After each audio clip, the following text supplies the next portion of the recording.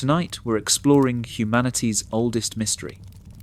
Why every culture on Earth has developed stories about giant, hairy, human-like creatures living just beyond civilization. From 40,000-year-old cave paintings to modern DNA tests, humans have never stopped believing that some big hairy creature is watching us from the wilderness. Please like and subscribe, but only if you're genuinely enjoying these tales. Let me know in the comments where you're listening from and what time it is. Now then, let's dim the lights and maybe turn on a fan for some white noise as we find out why humans have always believed in Bigfoot. Our story begins with the most famous piece of evidence in monster hunting history, but as you'll discover, it's just the latest chapter in humanity's longest-running mystery. October 20th, 1967. Two men on horseback are riding through the remote wilderness of Northern California when they capture 59 seconds of footage that would divide experts for the next 6 decades. Roger Patterson and Bob Gimlin round a bend near Bluff Creek and spot something walking upright across a sandbar. Something big, something hairy, something that probably shouldn't exist. Patterson's camera starts rolling. His horse gets spooked, and for less than a minute, the world gets what might be its clearest look at North America's most elusive resident. The creature in the footage walks with a strange, fluid gait that biomechanics experts still argue about today. Its proportions seem wrong for a human in a costume, yet the special effects technology of 1967 wasn't exactly up to creating convincing fake monsters. The figure turns once to look back at the camera, and even through the grainy 16mm film, there's something genuinely unsettling about that glance. Not threatening, exactly. More like the look you'd give someone who just walked in on you using their bathroom. Roger Patterson died 5 years later, insisting until his final breath that what they filmed was real. Bob Gimlin, now in his 90s, still tells the same story he's been telling for over half a century. Neither man got particularly rich from their famous footage. Neither seemed to enjoy the decades of attention it brought. And neither could ever quite explain why, if they were pulling an elaborate hoax, they made it look so convincing that Hollywood special effects experts are still scratching their heads. But here's the truly fascinating thing about the Patterson-Gimlin film. It's not the beginning of humanity's relationship with these mysterious creatures. It's not even close to the beginning. That shaky footage from Bluff Creek is simply the latest chapter in a story that stretches back through recorded history, through the foundations of civilization, and into the very caves where our ancestors first learned to make fire and tell stories in the dark. You see, humans have been encountering creatures like this for 40,000 years. We've been drawing pictures of them, telling stories about them, and occasionally running away from them since before we invented agriculture, before we built cities, before we even figured out how to make decent pottery. Every culture on every continent has stories of large, hairy, human-like creatures living just beyond the edges of our civilized world. The remarkable thing isn't that these stories exist.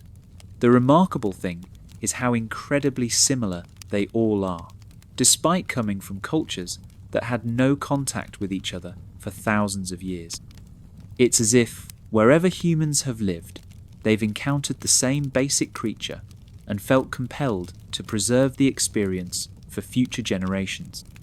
So while experts continue debating whether Roger Patterson's 59 seconds of film shows a real creature or an elaborate costume, they're missing a much bigger question. Why have humans always believed in Bigfoot? What is it about our species that makes us so consistently convinced that somewhere out there, in the deep woods and high mountains, there's something almost human, but not quite human, watching us from the shadows? The answer to that question takes us on a journey through cave paintings and ancient texts, through the folklore of isolated tribes and the nightmares of medieval peasants, through the journals of Victorian explorers and the social media feeds of modern cryptozoologists. It's a story about what it means to be human, what we've always feared about the wild world around us, and what we might be discovering about ourselves. And it all starts in a cave, 40,000 years ago, with someone holding a torch and a piece of charcoal, drawing pictures of something they'd seen in the forest, something big, something that walked upright, something that probably shouldn't have existed, but somehow did. Welcome to humanity's longest-running mystery. This is going to take a while. Let's travel back to a time when humans were still figuring out the basics of not dying. How to make fire consistently. How to work together to hunt mammoths without becoming mammoth food themselves. How to survive winters that could last for months without central heating or grocery stores. This is the Paleolithic period, roughly 40,000 years ago, and our ancestors are living in a world that would make a modern survival reality show look like a luxury spa vacation. These early humans are sharing the landscape with creatures that would give modern zoologists anxiety attacks. Cave bears the size of compact cars, saber-toothed cats with fangs longer than your forearm, woolly rhinoceroses that could turn a modern pickup truck into modern art. It's a world where being at the top of the food chain is more of an aspiration than a reality, and every trip outside the cave comes with significant life insurance implications. But despite all these very real, very dangerous, very well documented creatures sharing their world, our ancestors also spent considerable time and effort creating art of something else entirely. Something that archaeologists are still trying to understand today. In caves across Europe, from Spain to Russia, Paleolithic humans drew pictures of large, upright, human-like figures covered in hair. Not bears standing on their hind legs, which they also drew and which look obviously different. Not stylized humans, which they drew quite well when they wanted to, something distinctly in between. The cave paintings at Lascaux in France, created around 17,000 years ago, include images that have puzzled researchers for decades. Among the famous horses and bison and handprints that make it into art history textbooks, there are figures that don't quite fit the catalogue of known Paleolithic fauna. Bipedal creatures with proportions that seem wrong for humans, but too deliberate and consistent to be artistic mistakes or creative liberties.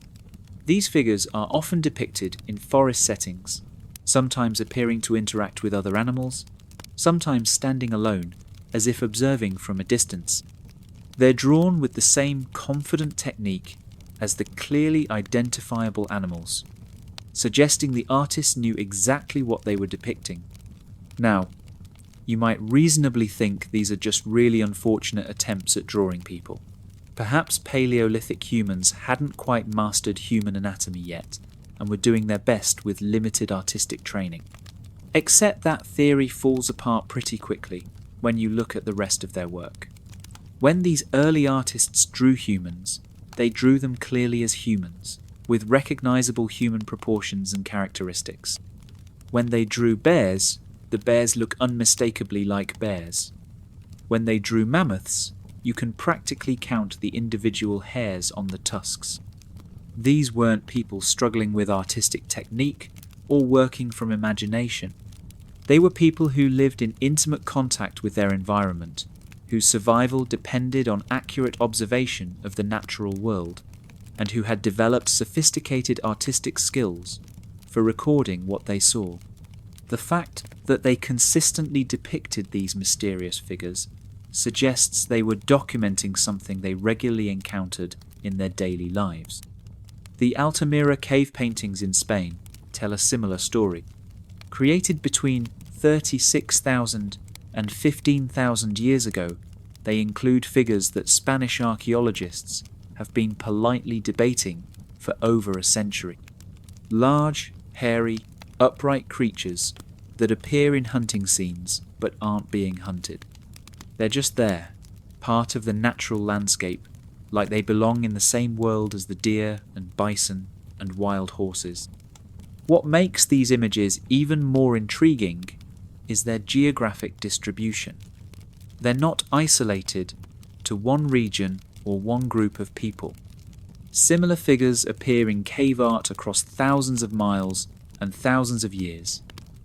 The Chauvet cave in France has them, caves in the Pyrenees have them, archaeological sites in Russia have them.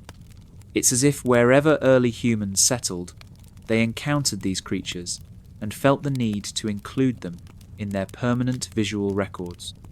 The consistency is genuinely puzzling from an archaeological perspective. If these images represented mythological beings or spiritual symbols, you'd expect to see more variation between different cultures and time periods. Mythological creatures tend to evolve and change as stories are retold and cultures develop.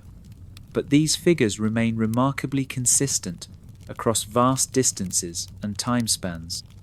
Even more significantly, the way these figures are depicted suggests our ancestors didn't see them as mythological beings or supernatural entities. They're drawn with the same matter-of-fact style as the mammoths and reindeer and other animals that we know were part of daily Paleolithic life. There's no mystical aura around them, no supernatural elements or ceremonial context. They're just there, existing in the same world as everything else that mattered enough to preserve on cave walls.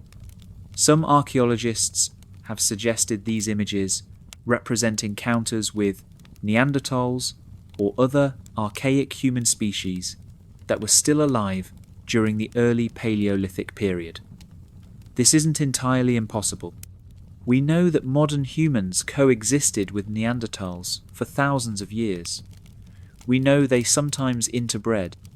We know Neanderthals were generally shorter and more robust than modern humans, with different facial features and possibly more body hair. But the proportions in the cave paintings don't match what we know about Neanderthal anatomy. These figures are consistently depicted as much larger than humans, with longer arms, broader shoulders, and a distinctly ape-like quality that doesn't fit with any known human species. If early humans were drawing Neanderthals, it's unclear why they would consistently exaggerate their size and alter their proportions so dramatically. The other possibility, the one that keeps anthropologists awake at night, either with excitement or existential dread, is that our ancestors were documenting encounters with something else entirely. Something that shared their world but wasn't quite part of their species. Something that was almost human, but not quite human enough to join the tribe. Consider the practical implications of this theory. Paleolithic humans weren't in the business of creating fantasy art for entertainment purposes. Every calorie burned, every moment spent, had to contribute to survival in a world where winter could kill you and predators were a constant threat.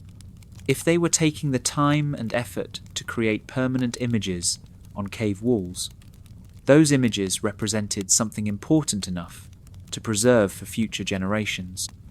Cave painting wasn't a casual hobby.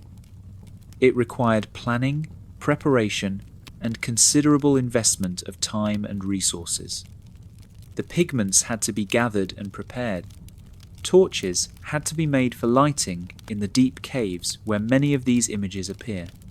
The paintings themselves required significant skill and artistic ability that took time to develop.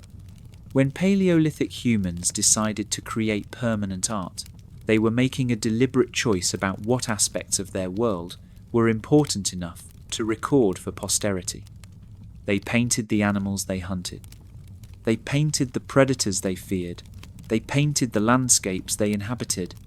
And apparently, they also painted large, hairy, human-like creatures that shared their environment. The torch-lit caves where these images were created would have been gathering places for the community. spaces where knowledge was shared, stories were told, and the experiences of individual hunters became part of the collective memory. When someone painted a mammoth on the wall, everyone in the community knew what a mammoth looked like and why it was important to remember. When someone painted these mysterious human-like figures, the community apparently understood those references as well. This suggests that encounters with these creatures weren't isolated incidents experienced by single individuals who might have been mistaken or delusional. They were common enough that the entire community understood what was being depicted. Common enough that including them in the permanent visual record of their world made practical sense. Common enough that future generations would recognize and understand the images. The caves themselves often show evidence of repeated use over hundreds or thousands of years. Generation after generation of Paleolithic humans returned to the same sites, adding their own images to the existing artwork. The fact that these mysterious human-like figures continue to appear throughout these extended time periods suggests that whatever our ancestors were encountering, it remained a consistent part of their world across many generations. Of course, we can't interview Paleolithic humans about their artistic choices or the experiences that inspired their cave paintings. We can't ask them what they were thinking when they mixed pigments and climbed into dark caves to create these images.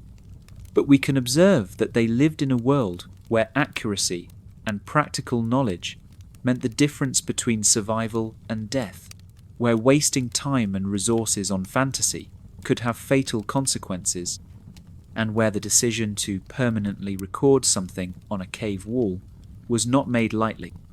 In that context, the consistent appearance of large, hairy, human-like creatures in their art becomes much more significant. It suggests that whatever they were seeing and documenting, it was real enough and important enough to deserve a place in humanity's first permanent records. It was significant enough to include alongside the mammoths and cave lions that dominated their daily struggles for survival. Which brings us to an uncomfortable possibility that mainstream archaeology generally prefers not to discuss in polite company. What if the creatures our ancestors painted on cave walls 40,000 years ago weren't the product of imagination, spiritual symbolism, or artistic license? What if they were simply documenting what they encountered in their daily lives? What if the world really did contain large, upright, hairy creatures that lived alongside early humans? What if Bigfoot isn't a modern myth at all, but humanity's oldest neighbour? The cave paintings can't answer that question definitively, but they do establish one crucial and somewhat unsettling fact. For as long as humans have been creating permanent records of their world, they've been including images of creatures that look remarkably similar to what people today describe when they claim to have encountered Bigfoot. The consistency across time and geography is difficult to explain as coincidence or independent invention. And if our Paleolithic ancestors really were sharing their world with these creatures, then we need to ask what happened as human civilization developed and expanded. Did these creatures disappear as humans became more numerous and organized? Did they retreat to more remote areas? Did they simply become better at avoiding us as we became better at organized hunting and habitat modification? The answer to those questions lies in what happened next, as humans spread across the globe and established the diverse cultures that would dominate human history for the next 40,000 years. Because, spoiler alert, the mysterious creatures didn't disappear from human awareness. They just found new ways to make their presence known to every culture that encountered them. Here's where our story transitions from intriguing to statistically impossible unless something genuinely unusual is happening. As human civilization spread across the globe, as our ancestors walked out of Africa and populated every continent except Antarctica, something remarkable occurred. Everywhere they went, every culture they established, every isolated community they formed, developed stories about essentially the same creature. Large, hairy, human-like beings living just beyond the edges of human settlement. Now, if you're a naturally skeptical person, which is generally a healthy approach to life, your first thought is probably that this makes perfect sense. Humans are storytellers by nature. We love creating myths and legends to explain the unknown and entertain ourselves around campfires. Of course, different cultures would independently invent similar monsters. It's just a remarkable coincidence, combined with universal human psychology, right? Except the similarities aren't just basic or thematic, they're incredibly, unsettlingly specific. We're not talking about vague stories of forest spirits or generic scary monsters. We're talking about detailed descriptions that match across cultures that had no contact with each other for thousands of years, including behavioral patterns, physical characteristics, and even practical advice for managing encounters. Let's start our global tour in Asia, where some of the oldest and most detailed accounts originate. In the Himalayan regions of Tibet and Nepal, local communities have been telling stories about the Yeti for centuries. Not the cartoon abominable snowman of Western popular culture, but a very specific creature with very specific behaviors that sound more like wildlife management guidelines than mythological storytelling. According to traditional Sherpa accounts, the Yeti is roughly 8 to 10 feet tall, covered in reddish-brown or grey hair that changes colour with the seasons, with a distinctive cone-shaped head and a strong, musky odour that can be detected from considerable distance. The creature is described as primarily nocturnal, extremely strong, and generally avoiding human contact unless surprised or cornered. When encounters do occur, they're usually brief glimpses of the creature moving through the forest or crossing open areas at dawn or dusk. The Yeti is said to have a distinctive walking gait, taking much longer strides than a human could manage, and leaving footprints that are significantly larger than human prints, but show clear evidence of toes, an arch, and other anatomical details that suggest a bipedal creature rather than a bear or other known animal. Sherpa traditional knowledge includes specific advice for avoiding unwanted encounters. Don't travel alone in certain areas during specific seasons. Make noise when moving through dense forest to avoid surprising the creatures. Leave small offerings of food at the edges of settled areas to discourage raids on human food stores. This is practical, experience-based advice, not the kind of guidance you typically find in purely mythological traditions. Now, here's where it gets interesting. Move west from Tibet into Mongolia, and local herders tell stories about creatures they call almas that are remarkably similar in almost every detail. Large, hairy, human-like creature with the same behavioral patterns, the same nocturnal habits, the same strong odor, the same tendency to avoid human contact. The main differences are environmental adaptations that make perfect sense for creatures living in grassland steppes rather than high mountains. The almas is described as slightly smaller than the Himalayan Yeti, which would be a logical adaptation for a creature living in an environment with different food sources and climate conditions. The hair is described as lighter in colour, which would provide better camouflage in grassland environments. But the basic anatomy, behaviour patterns, and encounter characteristics are essentially identical. Travel south into China, and you'll find stories of the Yeren, particularly in the remote forests of Hubei province. Same basic creature, same behavioural patterns, same physical characteristics, adapted for temperate forest environments rather than mountains or grasslands. Chinese texts dating back over 2,000 years describe encounters with large, hairy, human-like creatures that match modern Yeren descriptions with remarkable consistency. What makes the Chinese accounts particularly interesting is their matter-of-fact tone. These aren't mythological stories or spiritual allegories. They're included in historical chronicles and geographic surveys as simple observations of the natural world. Ancient Chinese naturalists wrote about the Yeren the same way they wrote about pandas, tigers, and other wildlife, suggesting they considered these creatures to be part of the normal ecosystem rather than supernatural entities. But the real puzzle begins when you cross the ocean to Australia, where Aboriginal communities have been telling stories about creatures they call yowie for an estimated 60,000 years. That's roughly 20,000 years before any possible contact with Asian cultures. Yet the descriptions are remarkably consistent with accounts from the other side of the world. Aboriginal yowie traditions describe large, hairy, human-like creatures with powerful odours, nocturnal habits, and a strong tendency to avoid human settlements. The accounts include detailed information about the creature's diet, preferred habitats, seasonal movement patterns, and behavioural characteristics that match what other cultures describe.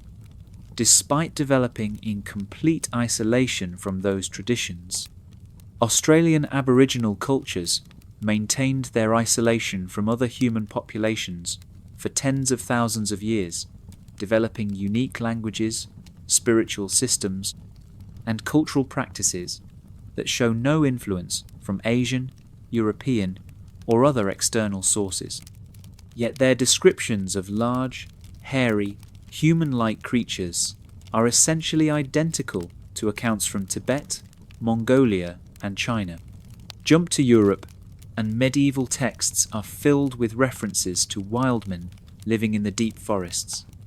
These aren't werewolves, demons, or other obviously supernatural creatures.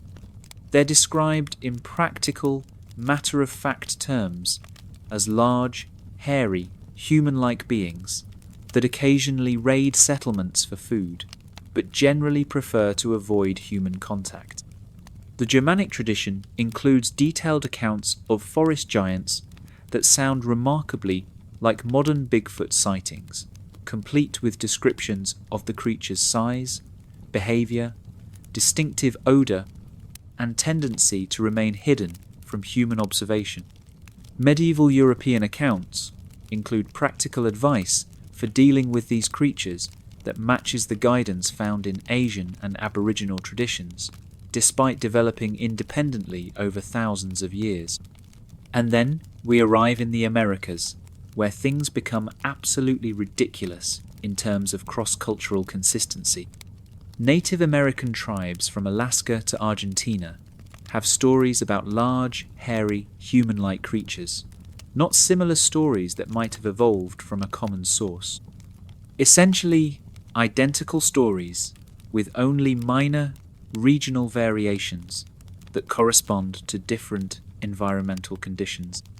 Pacific Northwest tribes use the word Sasquatch, derived from the Halkomelem word Sasquetz. Plains tribes have stories of beings they call stick Indians. Southwestern tribes describe hairy giants living in remote canyons. Southeastern tribes tell of creatures living in deep swamps and remote forest areas.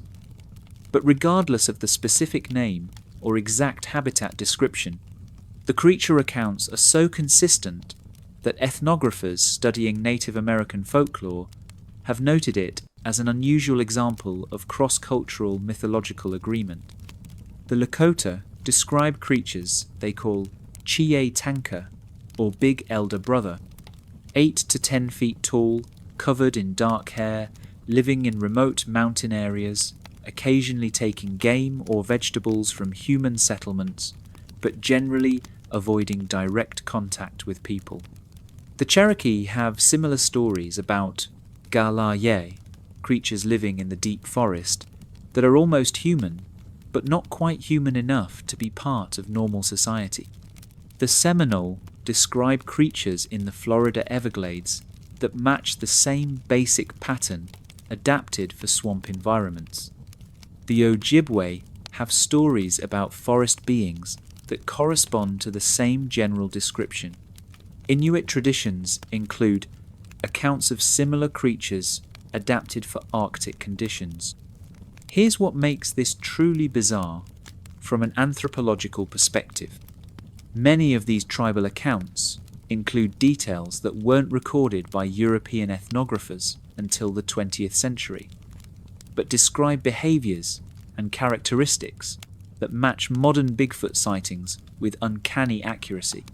Traditional stories that were passed down orally for hundreds or thousands of years contain specific information that corresponds to contemporary encounter reports from people who had never heard of the traditional accounts. The Quinault tribe of Washington state, for example, has traditional stories describing how these creatures make distinctive whistling or whooping sounds to communicate across long distances. Modern Bigfoot researchers have recorded similar sounds in the same geographic areas and identified them as one of the most consistent elements of contemporary encounters. The traditional accounts describe vocalizations that match audio recordings made with modern equipment in the same regions. The Chehalis tribe describes the creatures as having a distinctive odor, like a mixture of wet dog and rotten eggs, that can be detected from several hundred yards away. This matches one of the most commonly reported elements of modern Bigfoot encounters. Described by people who have never studied Native American folklore and wouldn't know that their experiences correspond to traditional knowledge. Hop over to South America and you'll find similar accounts from indigenous communities throughout the Amazon basin and Andean regions. The creatures have different names in different languages, but the descriptions are remarkably consistent. Large, hairy, human-like beings living in remote areas, generally avoiding human contact, but occasionally leaving evidence of their presence in the form of footprints, disturbed vegetation, or missing livestock. The Mapuche people of Chile describe creatures called trauco that match the same general pattern.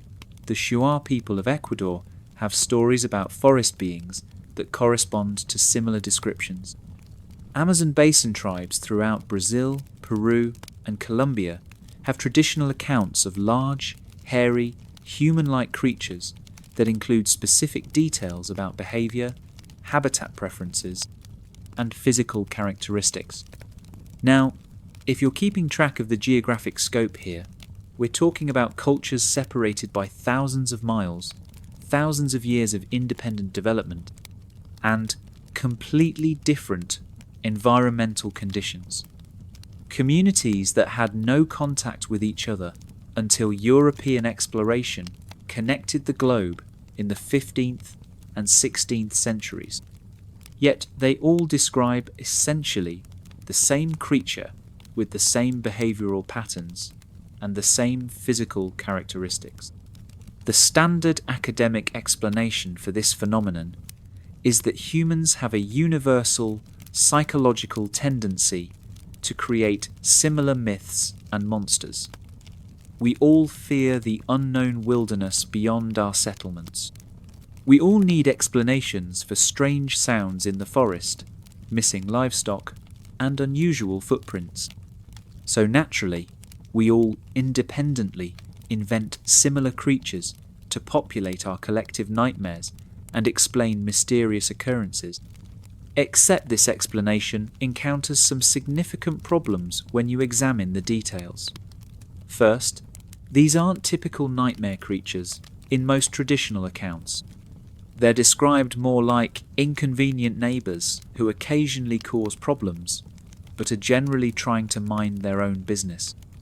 That's not the usual pattern for mythological monsters, which tend to be either genuinely threatening or obviously supernatural. Real mythological monsters are typically either clearly dangerous entities that pose serious threats to human communities, or obviously supernatural beings with magical powers and otherworldly characteristics. The creatures described in these global accounts are neither. They're portrayed as physical beings with normal biological needs and limitations, who happen to be inconveniently large and prefer to avoid human contact. Second, the level of specific detail and cross-cultural consistency goes far beyond what you'd expect from independent myth creation. We're not talking about vague stories of forest spirits or generic descriptions of scary monsters. We're talking about specific information about physical characteristics, behavioral patterns, habitat preferences, dietary habits, seasonal movements, and even practical advice for managing encounters. This kind of detailed, practical knowledge typically develops through actual experience rather than imaginative storytelling. The accounts read more like wildlife management guides than mythological narratives, with specific information about how to avoid unwanted encounters, what to do if an encounter occurs, and how to interpret various signs of the creature's presence. Third, many of these traditional accounts include information that wouldn't make sense as pure invention, but corresponds remarkably well with what modern primatology tells us about how large, intelligent primates would likely behave in wild environments. Details about territorial behavior, communication methods, food gathering techniques, and social organization patterns that match what we observe in known primate species. The global consistency of these accounts suggests one of two possibilities, both of which are somewhat uncomfortable for different reasons. Either there's something hardwired into human psychology that makes us all create identical imaginary creatures, complete with matching behavioral profiles and practical encounter advice, which would be fascinating from a psychological perspective, but doesn't explain the specific details and environmental adaptations. Or these accounts are based on actual encounters with real creatures that share basic characteristics because they're members of the same species or closely related species that have adapted to different environmental conditions around the world. This explanation would account for the consistency of descriptions, the practical nature of the traditional advice, and the environmental variations that correspond to different geographic regions.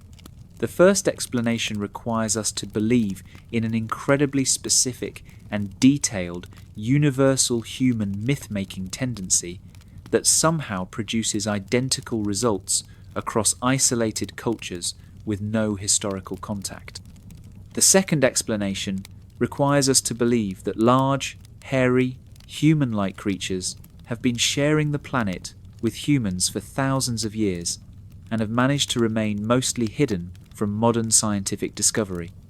Both explanations sound pretty unlikely when you state them directly, but one of them has to be correct, because the alternative is that thousands of cultures independently invented identical imaginary creatures, complete with matching behavioral profiles, environmental adaptations, and practical encounter advice, for no apparent reason and with no historical precedent for that kind of cross-cultural mythological consistency. And if that's the case, then the phenomenon of global Bigfoot beliefs might be even weirder than the possibility that Bigfoot actually exists. But the global distribution of these accounts isn't just about traditional folklore and ancient cultural memories. It's also about how these stories have functioned in human societies and what role they've played in shaping human behavior and environmental relationships. Which brings us to our next question. How have these beliefs been integrated into human religious and spiritual systems? And what does that tell us about their significance in human culture? Because, as it turns out, these creatures don't just appear in folklore and traditional stories. They also show up in religious texts, spiritual practices, and sacred narratives that have guided human societies for thousands of years. And, once again, the consistency across different religious traditions is both fascinating and somewhat unsettling. Now we need to discuss something that makes both religious believers and skeptical scientists equally uncomfortable for entirely different reasons. The fact that large, hairy, human-like creatures don't just appear in folklore and cultural traditions. They also show up consistently in religious texts, spiritual practices, and sacred narratives that form the foundation of major world belief systems.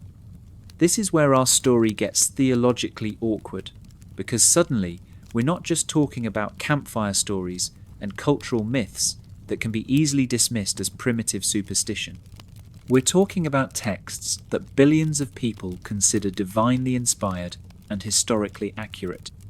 And those texts, it turns out, have quite a lot to say about giants and mysterious human-like creatures that don't fit neatly into modern scientific categories.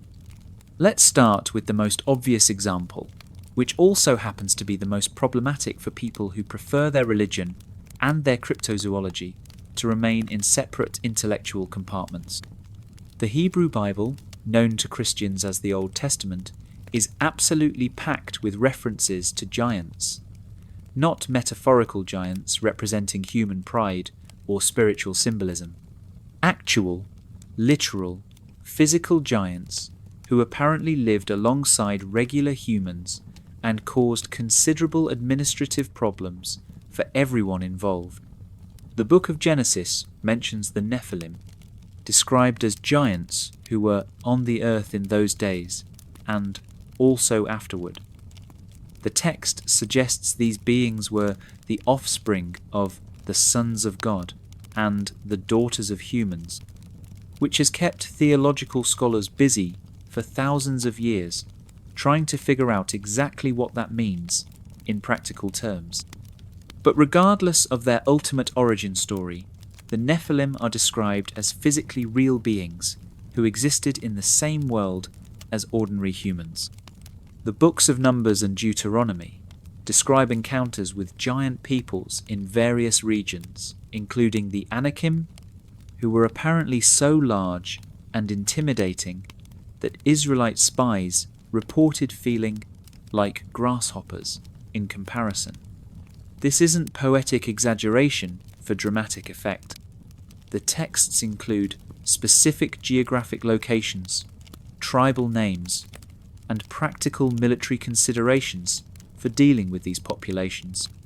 The first book of Samuel tells the famous story of David and Goliath, which everyone knows, but most people conveniently forget, includes the detail that Goliath was described as being over 9 feet tall and having brothers who were apparently similar in size.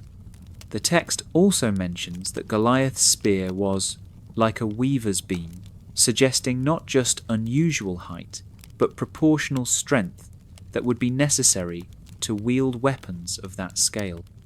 Now, you might reasonably assume these are obviously exaggerated accounts of encounters with unusually tall human populations. Ancient peoples had a tendency to embellish their stories for dramatic effect, and measurements might have been imprecise or symbolic rather than literal.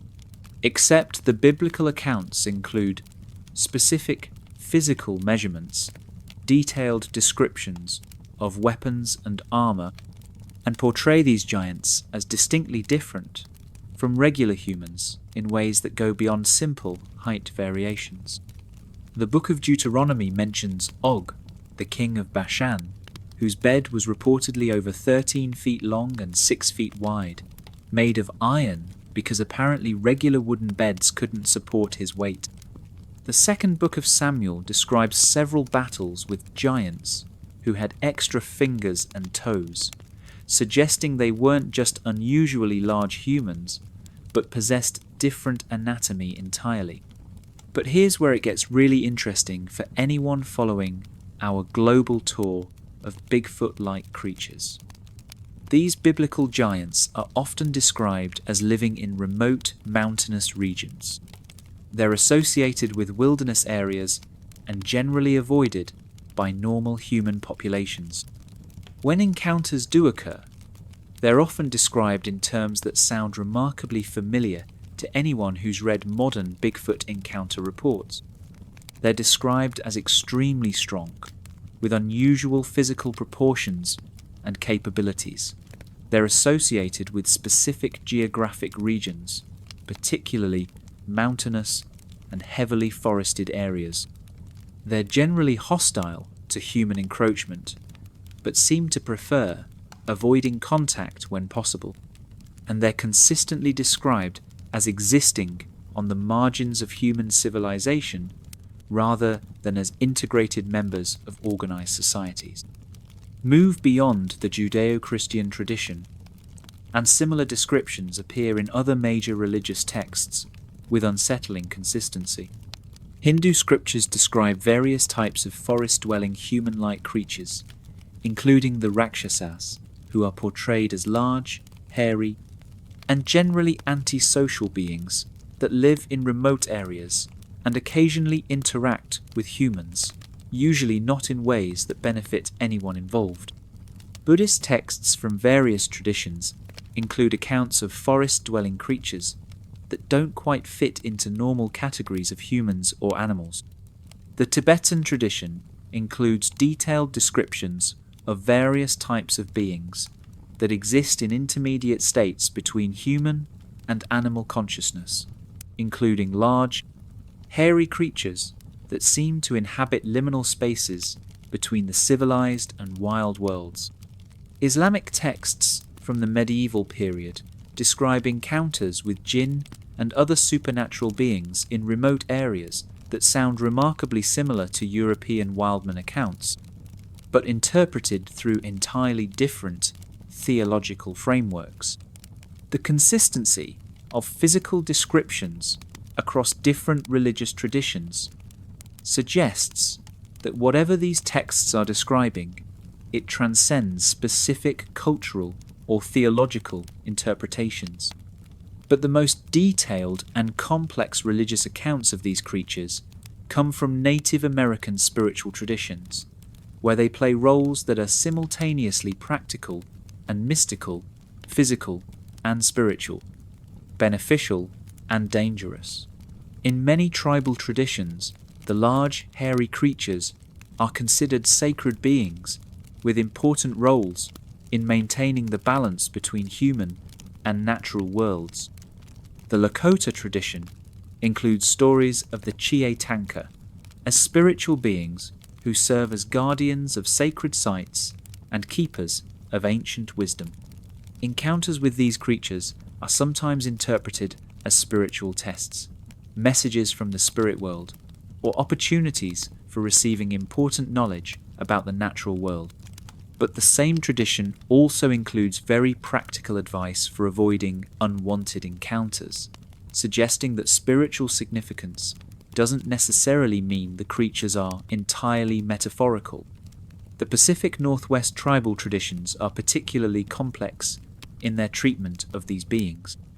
The Sasquatch is simultaneously a physical creature that leaves footprints, disturbs campsites, and occasionally steals food, and a spiritual entity that serves as a bridge between human and natural realms.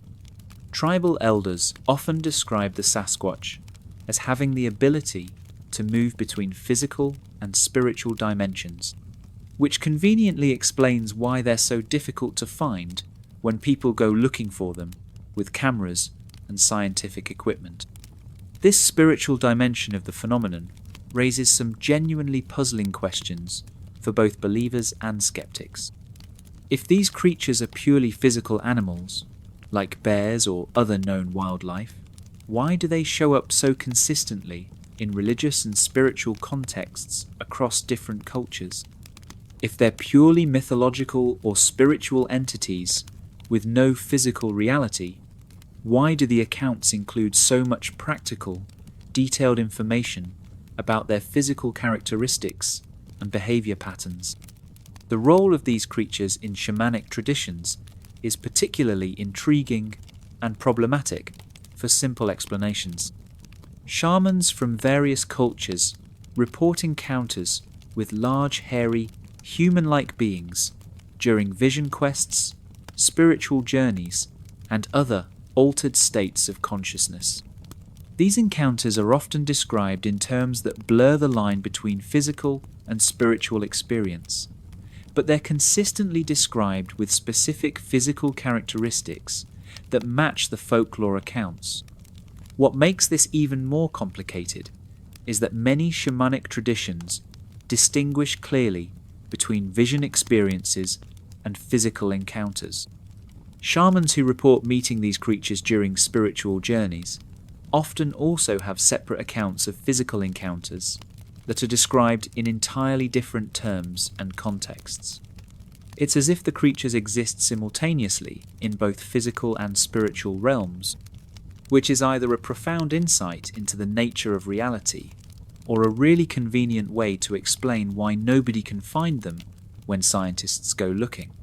The relationship between these creatures and human spiritual experiences becomes even more complex when you consider the role they've played in various religious movements, spiritual awakenings, and prophetic traditions throughout history. Encounters with mysterious human-like creatures have often been interpreted as signs of divine intervention, spiritual transformation, or approaching significant historical events. Medieval European accounts of wild men in the forests were often interpreted through Christian theological frameworks as either demons testing the faithful, fallen angels existing in a state between human and animal, or divine messengers appearing in unexpected forms. Islamic texts from the same period describe encounters with jinn in remote areas that sound remarkably similar to European wildman accounts, but interpreted through entirely different theological lenses that emphasize the jinn's role as intermediate beings between humans and angels. The consistency of these spiritual interpretations across different religious traditions suggests that encounters with these creatures, whether real or imagined, touch something fundamental in human consciousness that transcends specific belief systems. They seem to represent the liminal space between civilization and wilderness, between human and animal, between known and unknown, between physical and spiritual reality. But perhaps the most significant aspect of the religious and spiritual dimensions of this phenomenon is how beliefs about these creatures have been used to shape human behavior and environmental relationships. In many traditional societies, stories about these creatures serve important ecological and social functions that go far beyond simple entertainment or spiritual symbolism. Tribal traditions that describe these creatures as guardians of the forest effectively create protected areas that remain undisturbed by human activity. Religious prohibitions against entering certain regions where the creatures are said to live serve important conservation functions, preserving wildlife habitat and maintaining ecological balance without requiring complex environmental regulations or enforcement mechanisms. The Sasquatch traditions of Pacific Northwest tribes, for example, include specific protocols for respectful interaction with forest environments that effectively function as sophisticated environmental management systems. Areas where the Sasquatch are said to live become de facto wilderness preserves, where hunting is restricted, logging is prohibited, and human activity is carefully regulated through cultural and spiritual mechanisms rather than legal enforcement. This suggests that regardless of whether the creatures themselves are physically real, the beliefs surrounding them serve crucial social and environmental functions. They create boundaries between human and natural spaces. They encourage respect for wilderness areas and wildlife populations. They provide a cultural framework for understanding humanity's relationship with the natural world that goes beyond simple resource extraction and exploitation. The environmental protection aspect of these beliefs becomes even more interesting when you consider how they've adapted to modern conditions. Contemporary Native American communities often invoke traditional Sasquatch beliefs when opposing logging operations, mining projects, or other industrial activities in sensitive forest areas. The creatures serve as powerful symbols for wilderness protection that carry both cultural authority and spiritual significance. But the religious and spiritual dimensions of the Bigfoot phenomenon also raise some uncomfortable questions about the relationship between belief and evidence, between faith and empirical observation. Many people who have profound spiritual or religious experiences involving these creatures also insist that their encounters were physically real, not just visionary or metaphorical.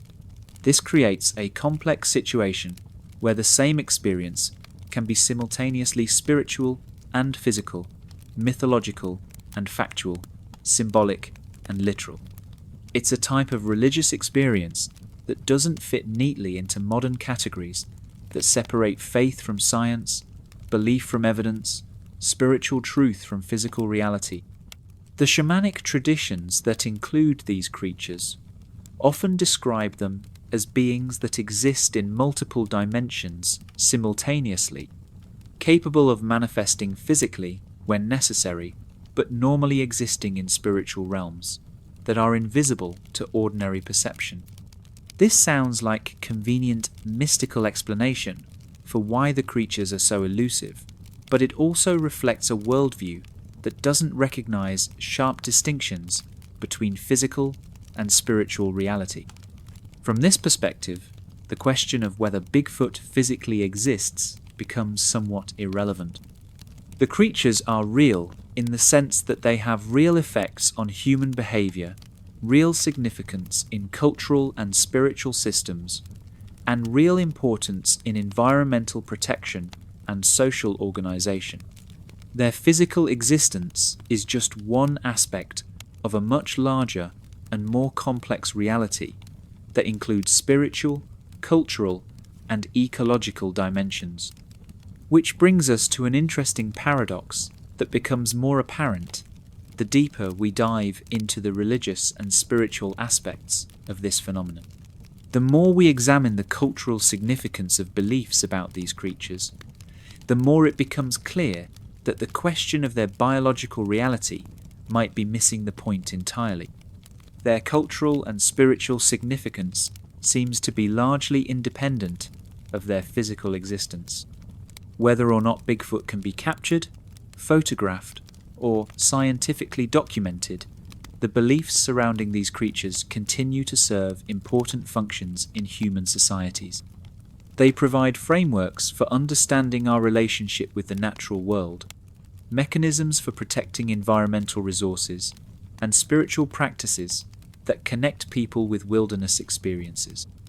But that still doesn't explain why the accounts are so consistently detailed across cultures and centuries, why they include so much practical information about physical characteristics and behavior patterns, or why they've persisted despite scientific skepticism and cultural modernization. If these are purely spiritual or mythological entities, why do they leave footprints? If they're purely physical creatures, why do they show up in religious visions and spiritual experiences? The answer to that question might lie in examining what happened as human civilization became more complex and organized, as we developed larger settlements, more sophisticated technology, and more systematic approaches to understanding the natural world. Because the relationship between humans and these mysterious creatures changed dramatically as we moved from small tribal communities to agricultural societies to industrial civilizations. And that transformation brings us to a fascinating period in human history when educated, rational, scientifically minded explorers began venturing into remote regions of the world and encountering things that their nice, orderly, Enlightenment worldview couldn't quite explain. Things that challenged their assumptions about what could and couldn't exist in a world that was supposed to have been thoroughly mapped and catalogued by scientific progress. By the 18th century, humans had developed what they considered to be a fairly sophisticated understanding of the natural world. The scientific revolution was in full swing. The age of enlightenment was bringing rational thinking to previously superstitious populations, and educated Europeans were busy cataloguing species, mapping continents, and generally feeling quite pleased with themselves about how far they'd progressed beyond their ignorant, myth-believing ancestors. This was supposed to be the era when science would finally explain everything that had previously been attributed to folklore, religion, and primitive imagination. The natural world would be neatly organized into taxonomic categories. Geographic regions would be properly surveyed and documented, and all those silly stories about mysterious creatures would be revealed as the products of prescientific thinking and cultural isolation. Educated people had moved beyond believing in monsters and mythical beasts. They had microscopes, telescopes, and systematic methods for observing and classifying the natural world. They had learned to distinguish between fact and fiction, between empirical observation and imaginative storytelling. The age of superstition was ending, and the age of scientific enlightenment was beginning. And then, European explorers started venturing into the remote regions of the world and encountering things that their rational, scientific worldview couldn't quite accommodate. Take Captain James Cook, for example. Not a man given to flights of fancy or supernatural speculation. A practical naval officer whose career depended on creating accurate maps, detailed reports, and reliable navigation information for previously unexplored territories. His reputation was built on precision, attention to detail, and no-nonsense scientific observation. In 1770, during his first voyage to the Pacific, Cook's expedition encountered Aboriginal Australian communities who insisted that large, hairy, human-like creatures lived in the remote interior regions of the continent. Cook's initial reaction was predictably dismissive. Obviously, these were just more examples of primitive mythology from people who hadn't yet been enlightened by European scientific thinking. But then members of his expedition started reporting strange footprints that didn't match any known animal species. Unusual sounds from the forest that didn't correspond to recognized wildlife. Glimpses of large figures moving through the trees at distances too great for detailed observation, but close enough to determine that whatever they were seeing didn't match the physical characteristics of Aboriginal populations they'd already encountered. Cook's journals, which are generally models of practical, no-nonsense naval reporting, include several entries describing encounters with uncommonly large natives who seem to be of a different character entirely from the Aboriginal communities they'd already met and documented. These creatures were described as significantly taller and more robust than humans, covered with hair, and possessing a most disagreeable odour that could be detected at considerable distance. Now, you might reasonably think these were just encounters with particularly large Aboriginal people, or perhaps observations that were distorted by unfamiliar environmental conditions, cultural misunderstandings, or the natural tendency to exaggerate unusual experiences. Except Cook's expedition included naturalists whose specific job was to catalogue and describe new species with scientific precision. These were people trained in systematic observation, familiar with human anatomical variation, and experienced in distinguishing between different types of wildlife. They were specifically looking for new and unusual species to document for European scientific institutions. And they consistently described encounters with creatures that didn't fit within the range of known human populations or recognized animal species. The situation became even more complicated when European explorers began venturing into the Himalayan regions as part of British efforts to map trade routes and establish commercial relationships in Tibet and Nepal. The East India Company was employing surveyors, cartographers, and naturalists who were specifically trained to create accurate, detailed reports of geographic and biological features for commercial and military purposes. These were not romantic adventurers looking for exotic stories to tell at London dinner parties. These were practical professionals whose careers and financial futures depended on providing reliable, accurate information that could be used for trade route planning, resource assessment, and strategic military considerations. Getting the details wrong could result in failed expeditions, lost investments, and damaged reputations.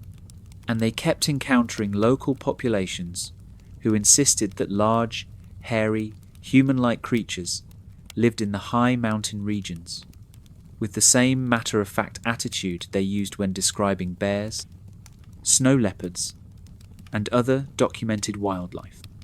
Lieutenant Colonel Charles Howard Berry, leading a British reconnaissance expedition to Mount Everest in 1921, reported finding footprints in the snow at 21,000 feet elevation that were 3 times the size of normal human prints and showed clear evidence of 5 toes and a distinct arch.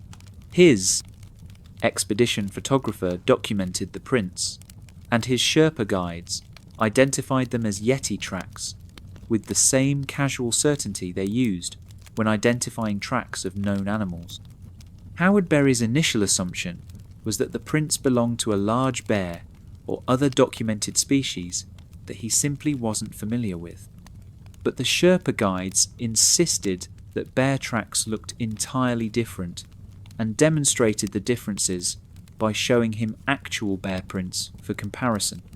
They described the creature that made the mysterious prints in detailed, practical terms that suggested familiarity based on regular encounters rather than mythological storytelling.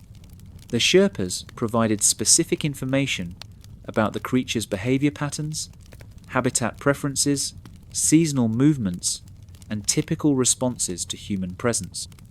This was the kind of detailed, practical knowledge that wildlife guides develop through years of field experience, not the vague generalities you'd expect from purely mythological accounts. Similar reports were coming in from explorers throughout Asia, Africa, and the Americas, often from people who had no prior knowledge of local folklore and no particular interest in discovering mysterious creatures.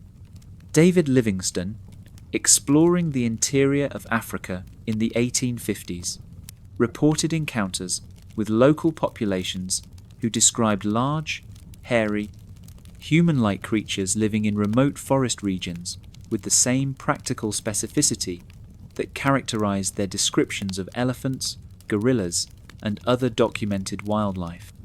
Livingstone's journals include detailed accounts of tracking what appeared to be large bipedal creatures that left footprints significantly different from any known African animal species.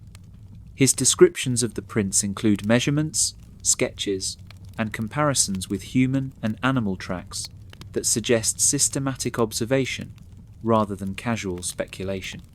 The Russian explorer Nikolai Przewalski, mapping Central Asian regions in the 1870s, reported multiple encounters with local herders who described creatures matching traditional Almas accounts with remarkable consistency. Przewalski's expedition actually claimed to have observed one of these creatures at a distance, describing it as approximately 8 feet in height, covered with reddish hair, and possessing a distinctly human-like, but not entirely human appearance. What makes these exploration-era accounts particularly significant is that they're coming from people whose professional reputations and financial success depended on accurate observation and reliable reporting. These weren't treasure hunters or adventure seekers looking to make names for themselves with exotic discoveries. They were surveyors, naturalists, military officers, and commercial agents whose job was to provide trustworthy information for practical purposes. Getting the details wrong could result in failed expeditions, lost investments, wasted resources, and damaged careers. There were significant professional incentives for accuracy and significant penalties for exaggeration or fantasy. Yet these professionally motivated observers consistently reported encounters with creatures that didn't fit into the established scientific understanding of human and animal populations. More importantly, their descriptions matched remarkably well with traditional accounts from indigenous populations, despite the fact that many of these explorers had no prior knowledge of local folklore and no cultural motivation to validate native beliefs. They were often encountering these stories for the first time and finding that their own observations corresponded to accounts they'd initially dismissed as primitive superstition. The response from the European scientific establishment was predictably skeptical and somewhat patronizing. Obviously, these accounts were the result of misidentification, environmental factors that distorted observation, or contamination by local superstitions that had influenced the explorers' perceptions. Educated Europeans couldn't possibly be encountering unknown species of large primates because the natural world had been sufficiently explored and catalogued that such discoveries were no longer plausible. The prevailing scientific attitude was that if large unknown primate species really existed, they would have been discovered and documented by now.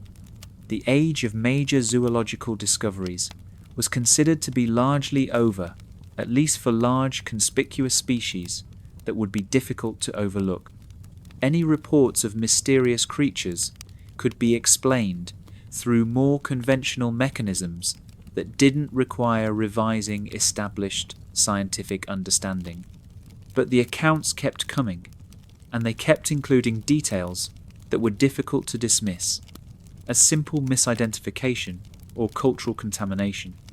Detailed descriptions of anatomical features that didn't match known species, behavioral patterns that were consistent across different geographic regions and cultural contexts, physical evidence in the form of footprints, hair samples, and disturbed vegetation that suggested these explorers really were encountering something unusual.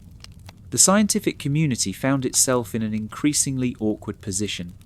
On one hand, they were committed to empirical, evidence-based approaches to understanding the natural world. On the other hand, they were receiving consistent reports from reliable observers describing phenomena that contradicted established scientific assumptions about what could and couldn't exist.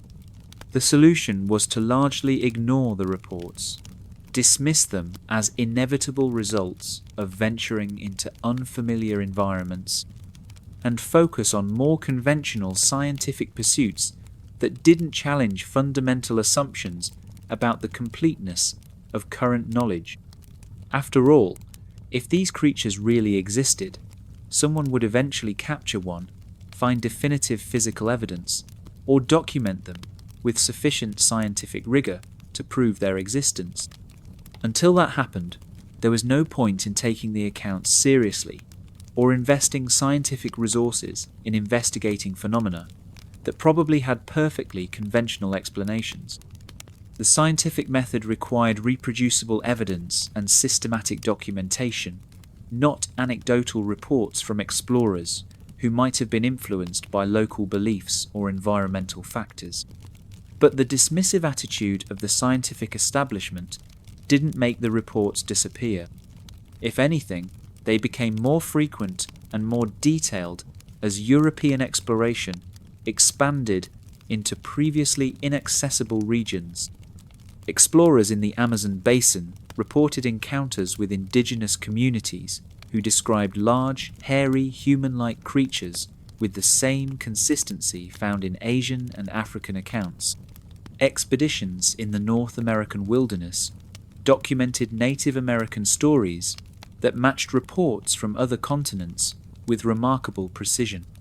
Arctic explorers encountered Inuit accounts of creatures that corresponded to the same basic pattern, adapted for polar environmental conditions. By the late 19th century, the accumulated reports were becoming difficult to ignore entirely. The geographic distribution was too wide, the cultural sources were too diverse, and the descriptions were too consistent for simple dismissal. Something was clearly happening, even if the scientific community wasn't prepared to accept the most obvious explanation. The breakthrough came not from scientific expeditions specifically looking for these creatures, but from the gradual realization that the reports were part of a much larger pattern that had been developing for thousands of years. The exploration era accounts weren't isolated anomalies that could be explained away as cultural misunderstanding or environmental misidentification. They were the latest examples of a global phenomenon that had been documented consistently across cultures, continents, and historical periods. The same creatures that were being reported by 18th and 19th century explorers had been described in ancient texts, traditional folklore, and religious accounts for millennia. The consistency wasn't just geographic or cultural, it was also temporal. The creatures being described by modern explorers matched accounts that had been recorded thousands of years earlier, with the same physical characteristics, behavioral patterns, and environmental associations. The only thing that had changed was the sophistication of the people doing the reporting, which brought the scientific community face to face with an uncomfortable possibility. Either there was something fundamentally wrong with the way they understood the natural world, or there really were large, unknown primate species that had managed to remain hidden from scientific discovery despite thousands of years of human encounters. Both possibilities were deeply problematic for different reasons. Accepting the existence of unknown primate species would require revising fundamental assumptions about zoological knowledge and the completeness of species catalogues. But dismissing thousands of consistent reports from reliable observers would require ignoring empirical evidence in favour of theoretical preconceptions. The scientific community chose a third option: selective attention.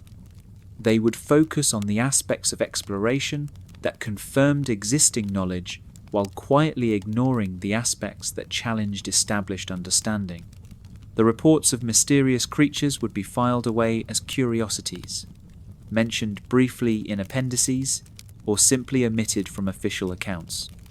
This approach worked reasonably well for maintaining scientific credibility and avoiding uncomfortable questions about the limits of current knowledge. But it didn't solve the underlying problem, which was that reliable observers kept encountering things that weren't supposed to exist according to scientific understanding. And as exploration continued into the 20th century, as technology improved and documentation became more sophisticated, the reports didn't disappear. They just became harder to dismiss as products of primitive thinking or cultural contamination, because now they were coming from people with cameras, recording equipment, and scientific training. Which brings us to the modern era, when the ancient mystery of large, hairy, human-like creatures collided with mass media, popular culture, and scientific technology in ways that would transform a timeless folklore tradition into a contemporary cultural phenomenon. But the fundamental question remained the same. What were all these people seeing? and why had they been seeing it for so long? The 20th century was supposed to be the era when humanity finally outgrew its primitive superstitions and embraced scientific rationality as the primary method for understanding the world. We had automobiles, airplanes, radio communication, and electric lighting. We were mapping the planet with unprecedented precision, cataloguing species with scientific rigor, and developing technologies that could document and analyze the natural world in ways our ancestors couldn't have imagined.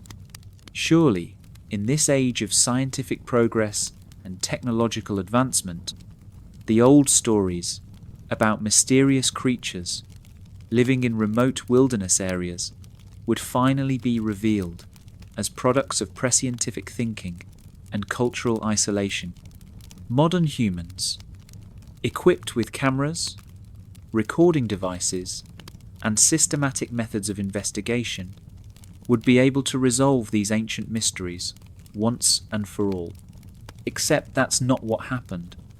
Instead of disappearing under scientific scrutiny, the mysterious creatures seem to adapt to the modern world with remarkable success. They learn to avoid cameras while still leaving plenty of evidence for people to find. They mastered the art of being just elusive enough to maintain their mystery while still making their presence known to anyone who ventured into their territory. The modern era of the Bigfoot phenomenon really begins in the 1920s and 30s, when newspapers started treating encounters with mysterious creatures as legitimate news stories rather than folklore curiosities. This wasn't because journalists had suddenly become more credulous or less scientifically minded. It was because the people reporting these encounters were increasingly the kinds of individuals whose testimony couldn't be easily dismissed. Loggers working in the remote forests of the Pacific Northwest began reporting encounters with large, hairy, human-like creatures that would steal food from their camps, leave massive footprints around their work sites, and occasionally be glimpsed moving through the trees at distances too great for detailed observation. These weren't isolated reports from individual workers who might have been influenced by local folklore or alcohol consumption. These were consistent accounts from entire logging crews, documented by foremen and supervisors who had no professional incentive to report mysterious creatures and every reason to avoid publicity that might interfere with their operations. Logging companies didn't want their work sites associated with strange phenomena that might discourage workers or attract unwanted attention from curiosity seekers. The miners working in remote mountain regions throughout the western United States and Canada reported similar encounters. Again, these were practical, no-nonsense individuals whose livelihoods depended on working in isolated areas where any threat to safety or productivity was taken seriously. They described creatures that would approach their camps at night, raid their food supplies, and leave evidence of their presence in the form of large footprints and disturbed equipment. What made these early 20th century reports different from traditional folklore accounts was the level of documentation and the credibility of the witnesses. These weren't stories passed down through oral tradition or filtered through cultural interpretation. These were contemporary accounts from people who could be interviewed, questioned, and cross-examined about their experiences. The breakthrough moment came in 1958, when a construction foreman named Jerry Crew found a series of large, human-like footprints around a road construction site in Northern California. Crew made plaster casts of the prints and took them to the local newspaper, which published photographs and a story about the mysterious tracks. The newspaper story used the term Bigfoot for the first time, and the name stuck. More importantly, the story was picked up by wire services and distributed to newspapers throughout the country, bringing the phenomenon to national attention in a way that had never happened before. What made the Jerry Crew story significant wasn't just the media attention, it was the fact that Crew was a respected member of his community, with no history of publicity seeking or questionable credibility. He was a practical construction worker who had found something unusual and documented it in the most straightforward way possible. The plaster casts provided physical evidence that could be examined, measured, and analysed. The footprints themselves were remarkable. They were over 16 inches long, showed clear anatomical details including toes and arch structure, and were pressed into the ground with enough force to suggest a creature weighing several hundred pounds. They appeared to have been made by something walking upright on two legs, but the proportions were significantly different from human footprints. More importantly, similar footprints began appearing at construction sites, logging operations, and wilderness areas throughout the Pacific Northwest. Workers who had never heard of Jerry Crew or his footprint discovery began reporting their own encounters with large tracks that matched the characteristics of the original finds. The 1950s also saw the beginning of systematic efforts to investigate and document these phenomena. The abominable snowman expeditions to the Himalayas brought international attention to similar creatures being reported in other parts of the world. Wealthy adventurers and scientific organizations began funding expeditions specifically designed to search for evidence of unknown primate species. These expeditions didn't find definitive proof of the creature's existence, but they did document consistent patterns of evidence that were difficult to explain through conventional means. Large footprints in remote areas where hoaxing would be impractical. Hair samples that didn't match known animal species. Audio recordings of vocalizations that didn't correspond to documented wildlife. The scientific community's response to this mounting evidence was complicated by professional and institutional factors that went beyond simple empirical evaluation. Researching unknown primate species was considered a career risk for serious scientists. Academic institutions were reluctant to fund investigations that might not produce publishable results, or might associate their reputations with phenomena that were still considered scientifically marginal. The result was that most serious investigation of these phenomena was being conducted by amateur researchers, independent investigators, and enthusiasts who lacked the institutional support and scientific credentials that would give their findings credibility in academic circles. This created a vicious cycle where the lack of institutional support made it difficult to conduct rigorous research, and the lack of rigorous research made it difficult to obtain institutional support. But the phenomenon continued to generate evidence and attract attention regardless of scientific institutional attitudes. The 1960s brought increasingly sophisticated documentation efforts, including attempts to use motion picture cameras, audio recording equipment, and systematic tracking methods to document encounters with these creatures. And then came October 20th, 1967, when Roger Patterson and Bob Gimlin captured 59 seconds of 16mm film that would become the most famous and controversial piece of evidence in the history of cryptozoology. The Patterson-Gimlin film was different from previous evidence because it provided moving images of what appeared to be one of these creatures in its natural environment.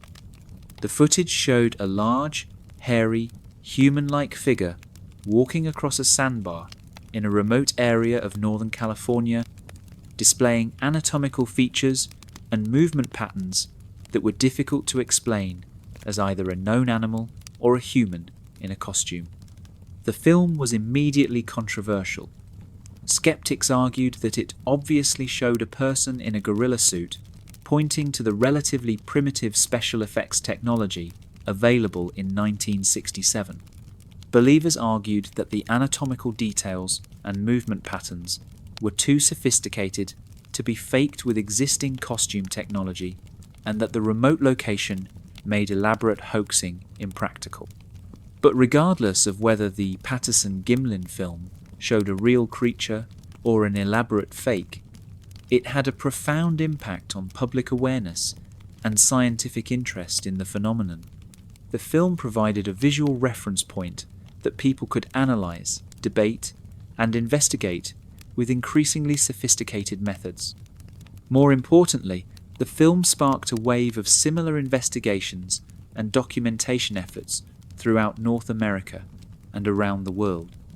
People who had been having unexplained encounters in remote areas suddenly realized they weren't alone and began sharing their experiences and evidence with researchers and investigators.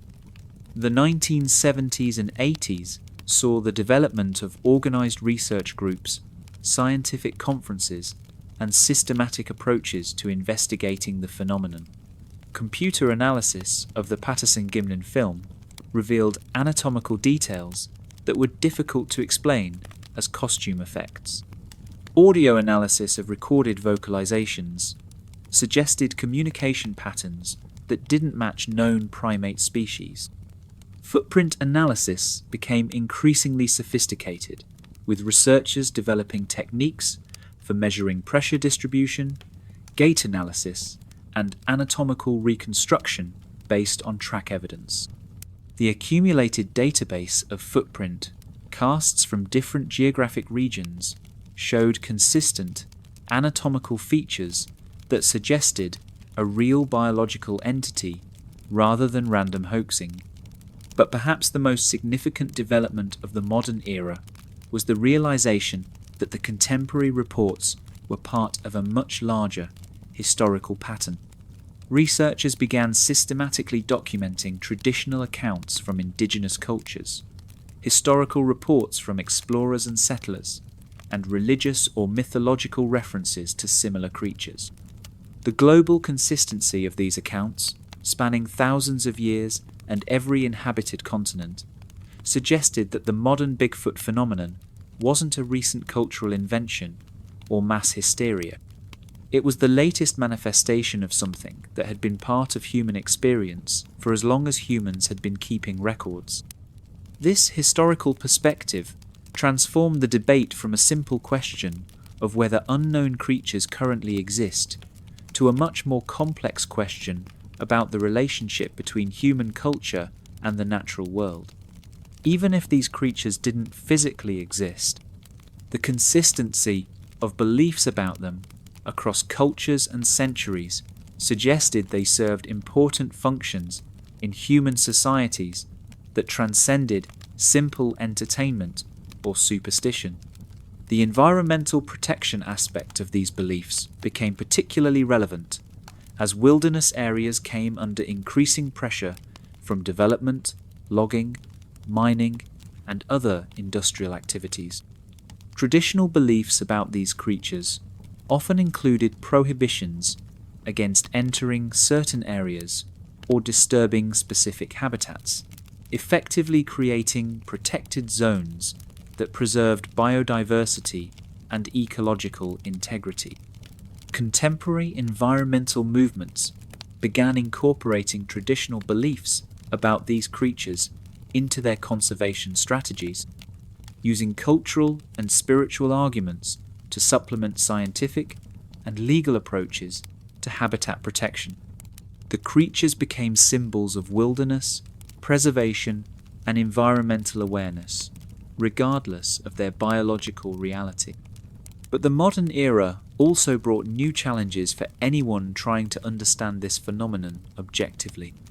The commercialization of Bigfoot through television shows, movies, books, and tourism created financial incentives for hoaxing and sensationalism that complicated efforts to evaluate evidence seriously. The internet and social media made it easier for people to share their experiences and evidence, but also made it easier to spread misinformation, fake evidence, and sensationalized accounts that obscured genuine research and investigation. The signal-to-noise ratio became increasingly problematic as legitimate researchers competed with entertainment producers for public attention. Despite these challenges, the accumulation of evidence and the sophistication of investigation methods continued to improve throughout the late 20th and early 21st centuries. Trail cameras, thermal imaging, audio analysis software, and DNA testing provided new tools for documenting and analyzing potential evidence. But the fundamental questions remained the same. What were people encountering in remote wilderness areas? Why had these encounters been reported consistently across cultures and centuries? And what did the persistence of these beliefs tell us about human nature and our relationship with the natural world? The answers to those questions required looking beyond the specific evidence for or against the existence of unknown primate species. They required examining the psychological, cultural, and environmental factors that made these beliefs so persistent and so universal. They required understanding why humans seemed to need these creatures to exist, whether or not they actually did. Which brings us to the deeper question that underlies all the evidence, all the investigations, and all the debates about the reality of these phenomena. What is it about the human psyche that makes us so susceptible to believing in creatures that exist at the margins of our civilized world? And what does that susceptibility tell us about ourselves? Now we arrive at the genuinely uncomfortable part of our story. The part where we have to examine why humans seem to be psychologically programmed to believe in large, hairy, human-like creatures that probably don't exist, or at least don't exist in the way we think they do. This is where the mystery stops being about cryptozoology and starts being about the peculiar workings of the human mind. Because here's the thing that makes this entire phenomenon so fascinating and so problematic. Even if Bigfoot doesn't exist, the fact that virtually every human culture has independently developed beliefs about essentially identical creatures tells us something profound about how our brains work. Something that might be more interesting than whether or not there are actually giant primates hiding in the wilderness. Let's start with the most basic psychological principle at work here: pattern recognition. Human brains are absolutely spectacular at finding patterns, connections, and familiar shapes in random or ambiguous information.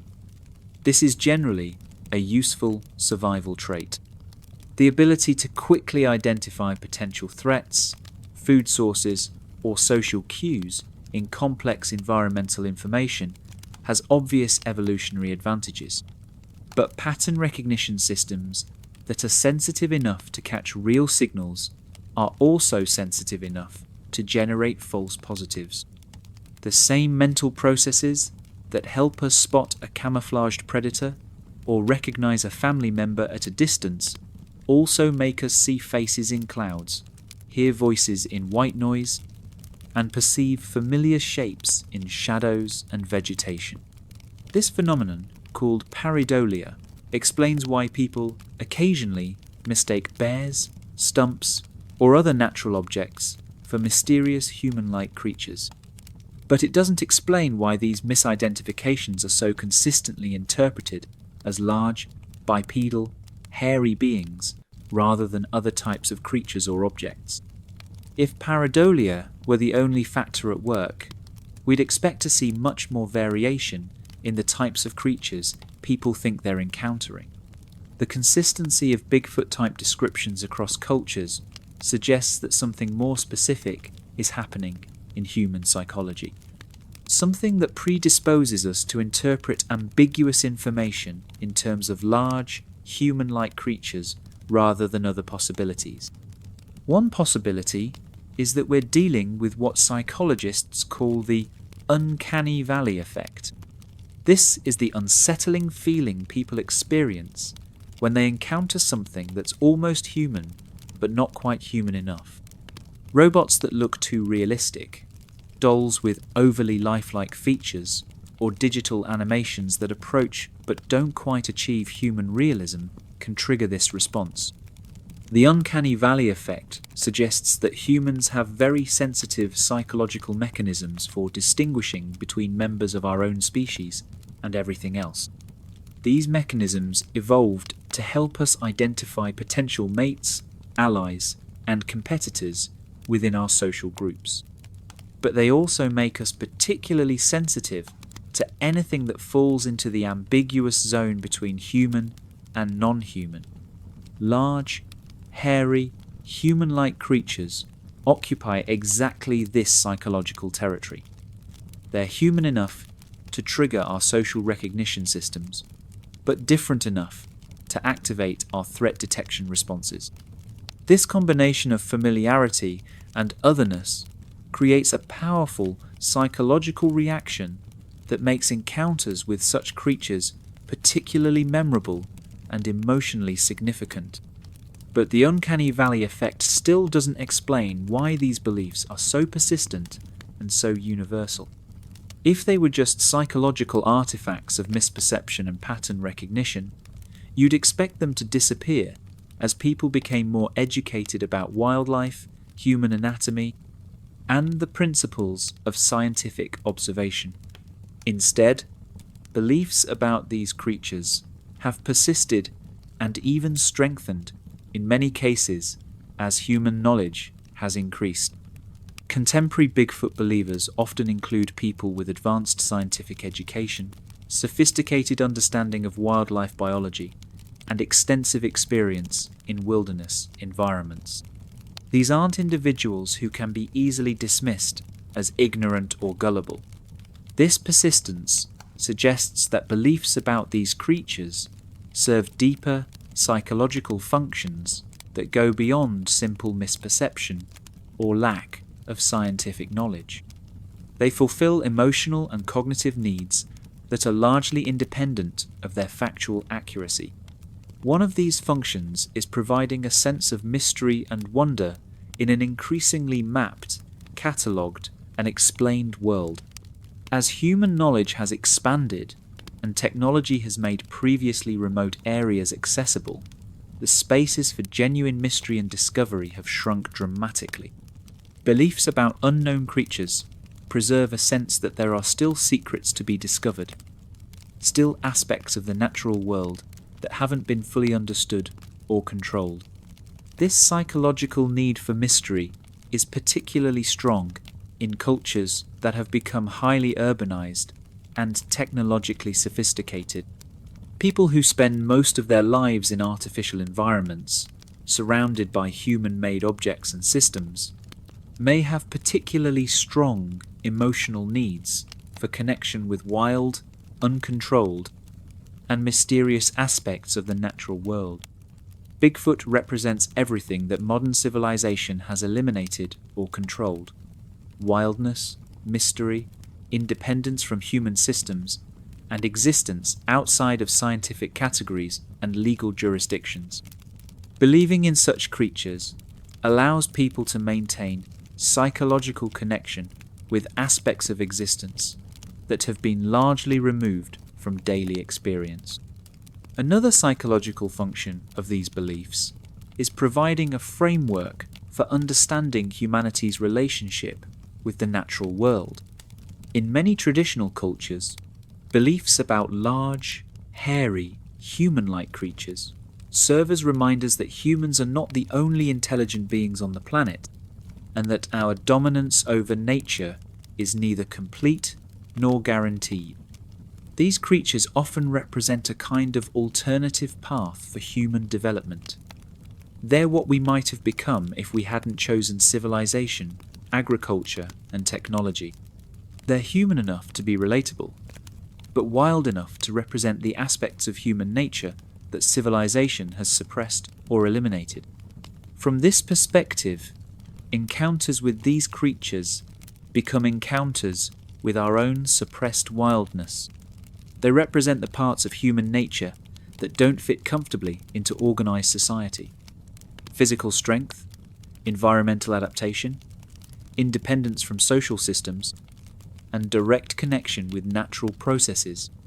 The psychological appeal of this interpretation explains why many people find the idea of these creatures comforting rather than threatening.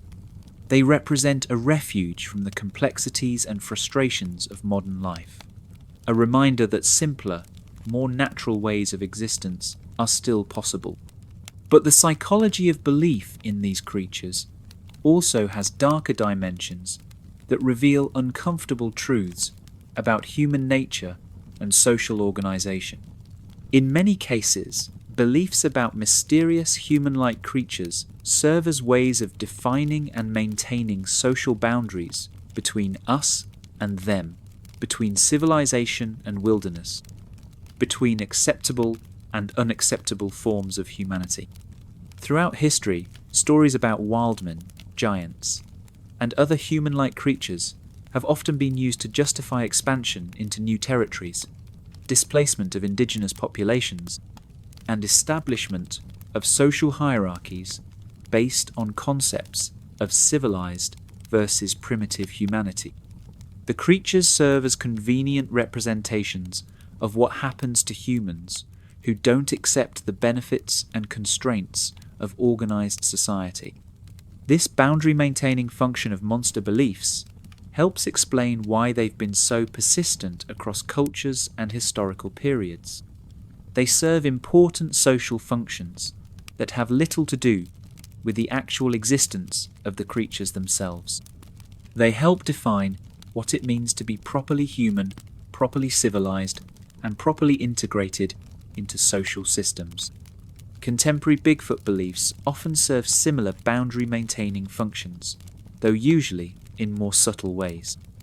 They help distinguish between people who accept scientific materialism as the only valid way of understanding reality, and people who remain open to possibilities that can't be easily measured or controlled. They also serve as markers of cultural identity, particularly for communities that feel marginalized or threatened by mainstream scientific and technological culture.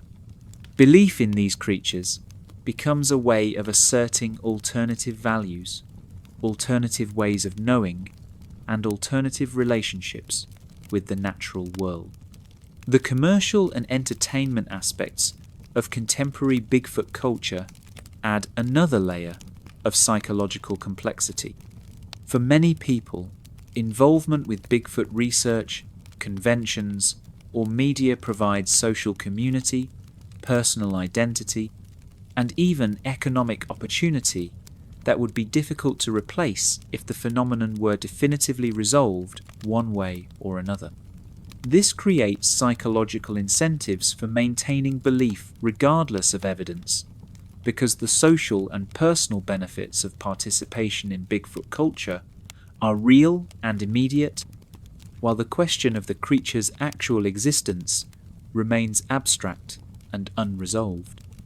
The internet and social media have amplified these psychological factors by making it easier for believers to find like-minded communities, share reinforcing evidence, and avoid exposure to contradictory information.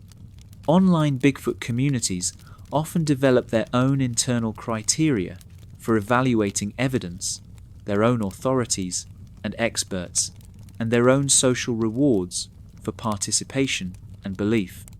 But perhaps the most significant psychological factor in the persistence of these beliefs is the way they interact with fundamental human cognitive biases about the nature of evidence and proof. Human brains are much better at noticing and remembering information that confirms existing beliefs than information that contradicts them. This confirmation bias means that people who already believe in these creatures will tend to interpret ambiguous evidence as supporting their beliefs, while dismissing or forgetting evidence that contradicts them. People who don't believe will do the opposite, interpreting the same evidence as confirmation of their skepticism. The result is that both believers and skeptics can look at the same body of evidence and reach completely opposite conclusions, each convinced that the evidence clearly supports their position. This makes rational discussion of the phenomenon extremely difficult, because the standards for evaluating evidence become fundamentally different for different groups. The confirmation bias problem is complicated by the fact that absence of evidence is not the same as evidence of absence. The failure to find definitive proof of these creatures' existence doesn't necessarily mean they don't exist. It might just mean they're very good at avoiding detection, or that we haven't looked in the right places with the right methods. This logical asymmetry creates an almost impossible situation for resolving the debate objectively. Believers can always argue that the lack of definitive evidence is explained by the creature's intelligence, elusiveness, or our inadequate search methods. Skeptics can always argue that the lack of definitive evidence is exactly what you'd expect if the creatures don't exist. Both positions are logically defensible, but neither can be definitively proven. This creates a psychological situation where people's beliefs become more dependent on their prior assumptions, personal experiences, and social affiliations than on objective evaluation of evidence. The human need for cognitive consistency also plays a role in maintaining these beliefs.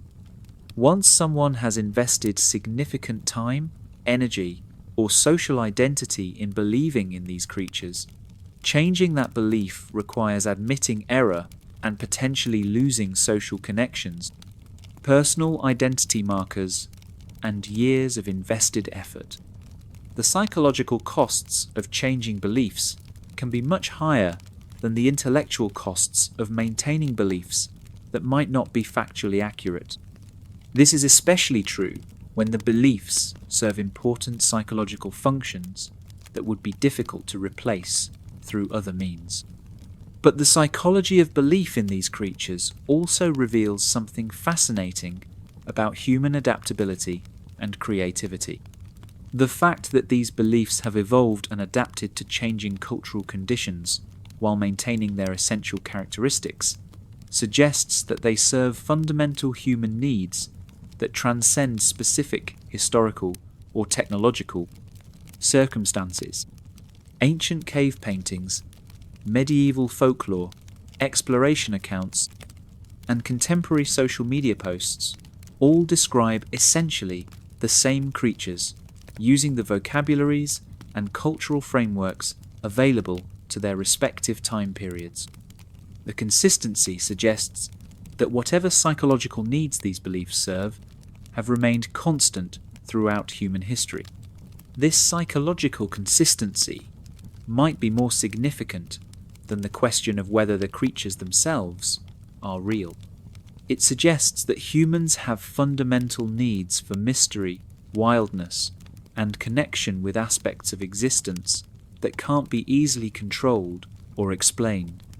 These needs persist regardless of technological advancement or scientific knowledge. From this perspective, the debate about whether Bigfoot exists becomes less important than understanding why humans need Bigfoot to exist. The psychological functions served by these beliefs are real and important, regardless of the biological reality of the creatures themselves. The creatures serve as symbols for aspects of human experience that are increasingly difficult to access in modern life. Direct contact with wild nature, experiences of genuine mystery and wonder, and encounters with intelligence that exists outside of human social systems and technological frameworks. They also serve as repositories for human concerns about environmental destruction, technological overreach, and the loss of connection with natural processes.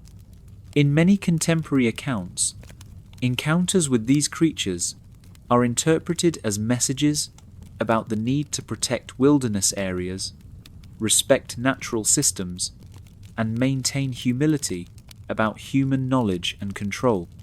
This environmental dimension of the psychology of belief adds another layer of complexity to the phenomenon. For many people, believing in these creatures becomes a way of asserting the value of wilderness preservation the limits of scientific materialism, and the importance of maintaining respect for natural processes that humans don't fully understand. But the psychological appeal of these beliefs also raises uncomfortable questions about human rationality and the relationship between emotion and evidence informing beliefs about the world. If these beliefs serve important psychological functions regardless of their factual accuracy, what does that say about the human capacity for objective evaluation of evidence? The answer might be that complete objectivity is neither possible nor necessary for human psychological health and social functioning. Beliefs that serve important emotional, social, and cultural functions might be valuable even if they can't be scientifically verified. The question becomes not whether these beliefs are factually accurate, but whether they serve constructive or destructive functions in human life. In many cases, beliefs about these creatures seem to serve constructive functions. They encourage respect for wilderness areas, humility about the limits of human knowledge, and appreciation for mystery and wonder in an increasingly explained and controlled world. They provide social community, personal identity, and cultural continuity for people who might otherwise feel isolated or disconnected. But these beliefs can also serve destructive functions when they become rigid dogma that resists contradictory evidence, when they're used to justify rejection of scientific methods and institutions, or when they become sources of social division and conflict. The challenge is distinguishing between constructive and destructive applications of these beliefs, and finding ways to preserve their positive psychological and social functions while minimizing their potential for encouraging irrationality or social conflict.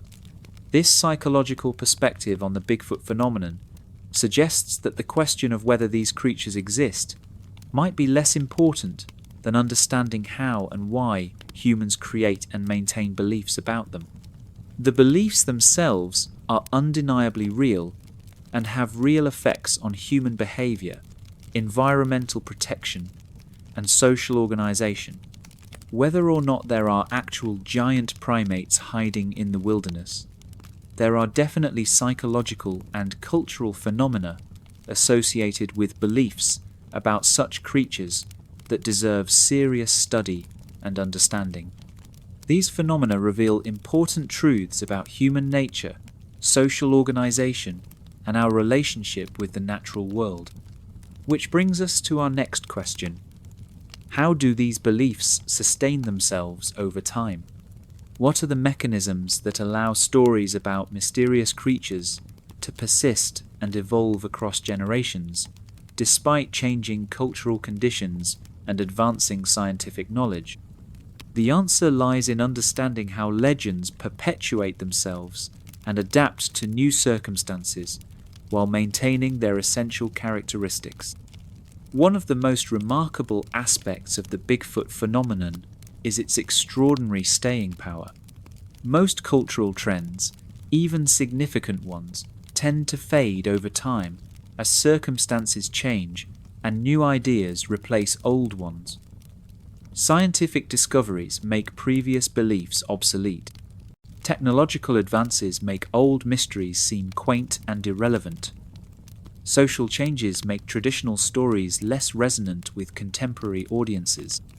Yet beliefs about large, hairy, human-like creatures have persisted and even strengthened over thousands of years, adapting to new cultural contexts while maintaining their essential characteristics.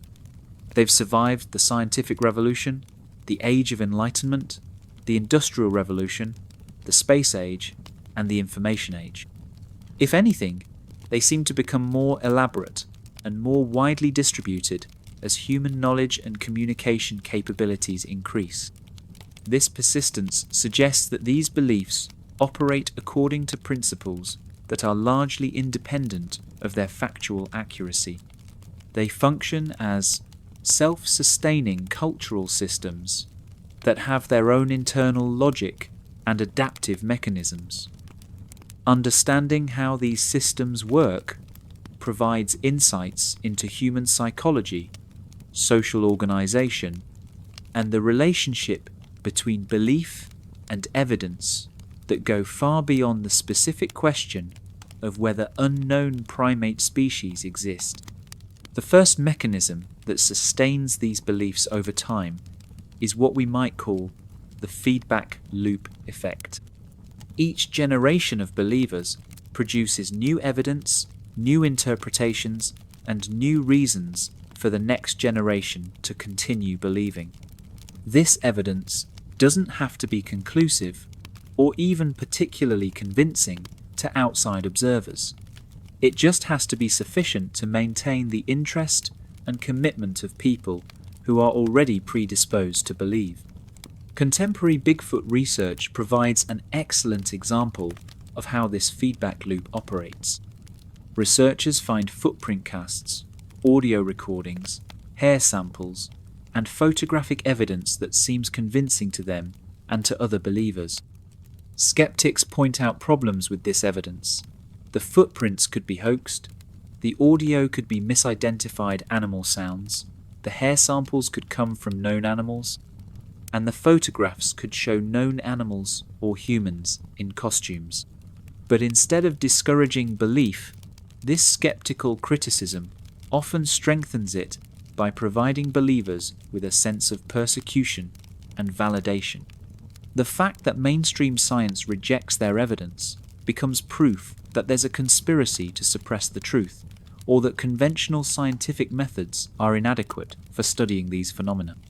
This dynamic creates a situation where contradictory evidence and skeptical criticism actually reinforce belief rather than undermining it.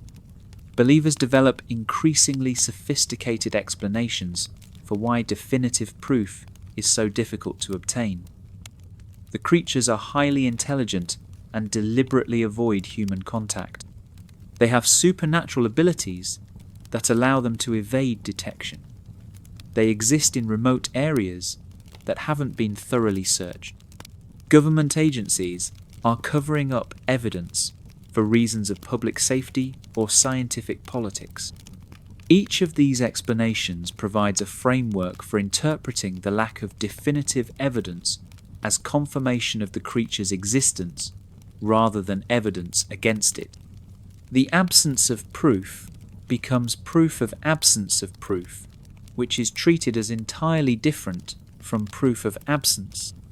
The feedback loop is strengthened by the way believer communities develop their own internal authorities, experts, and standards for evaluating evidence. People who have been researching these phenomena for years or decades become respected figures within believer communities, regardless of their formal scientific credentials or the quality of their evidence.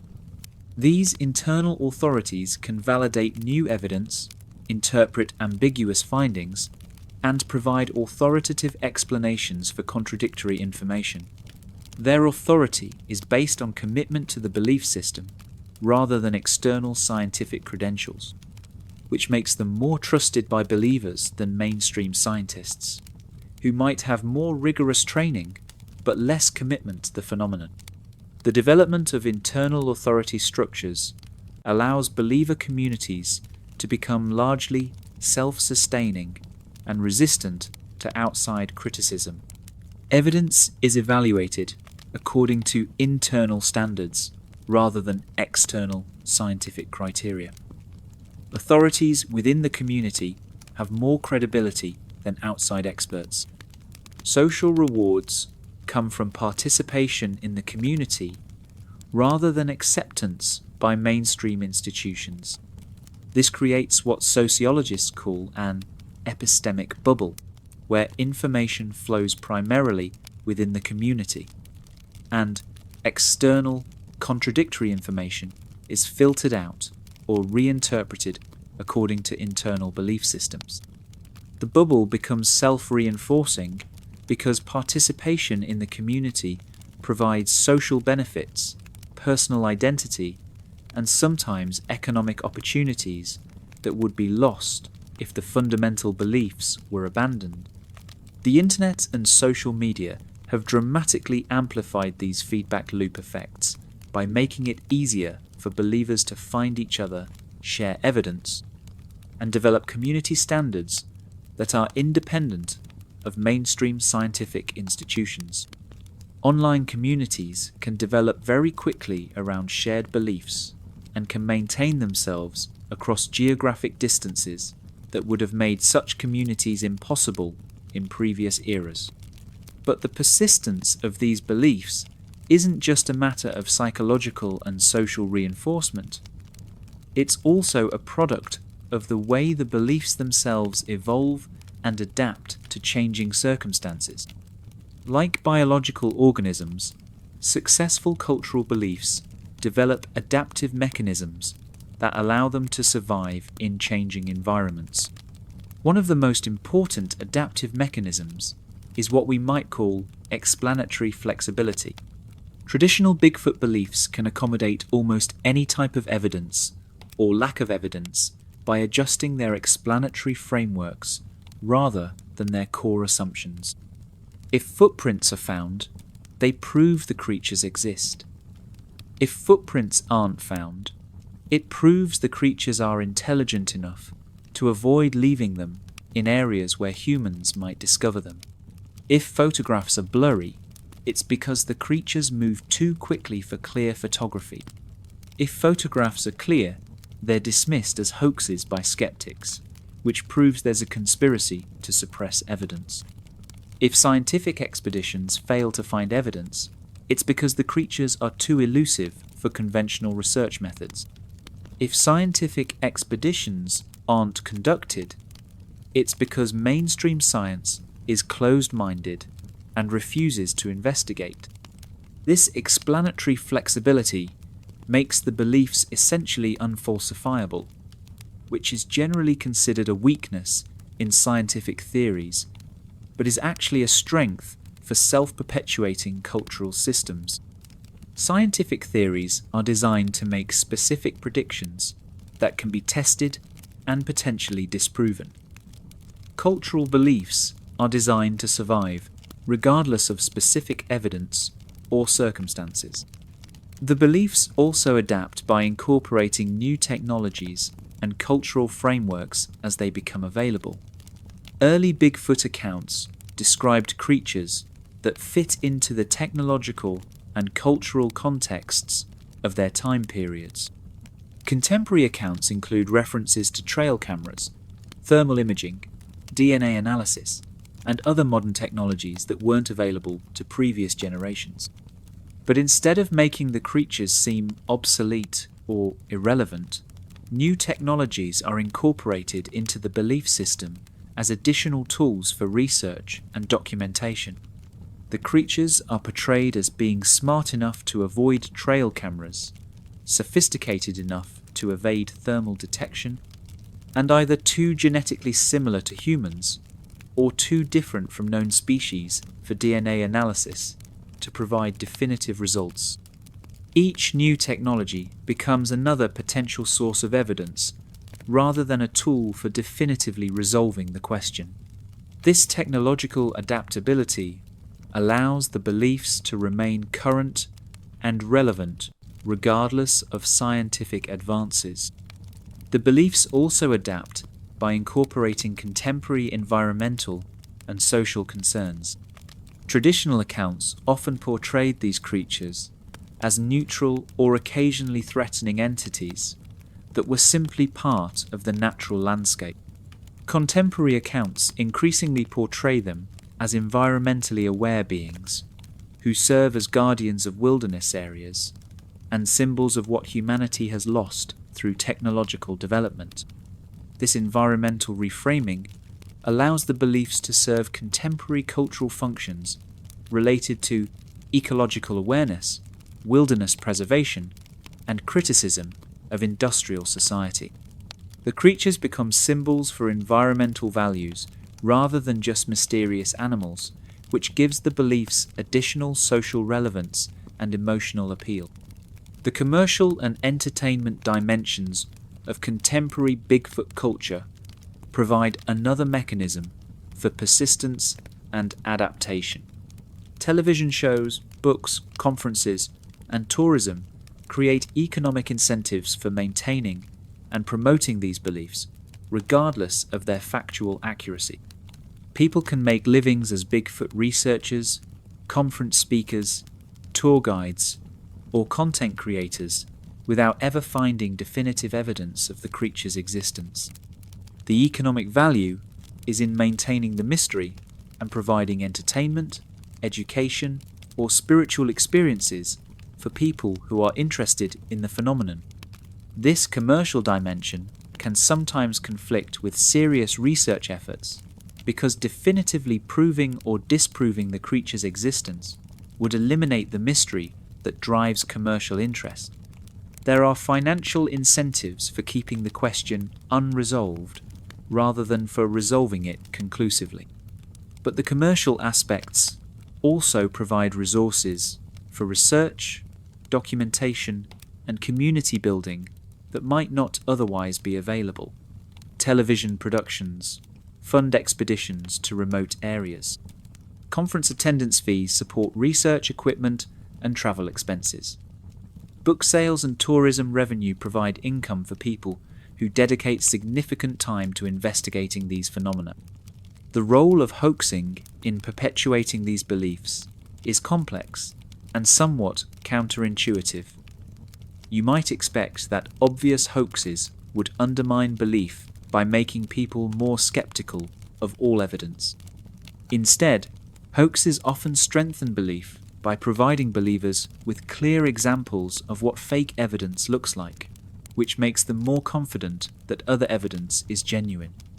When a hoax is exposed, believers can point to it as proof that they're capable of distinguishing between real and fake evidence. The existence of hoaxes is used to validate the authenticity of other evidence, rather than to question the reliability of evidence in general. Hoaxes also provide convenient explanations for why skeptics are dismissive of all evidence.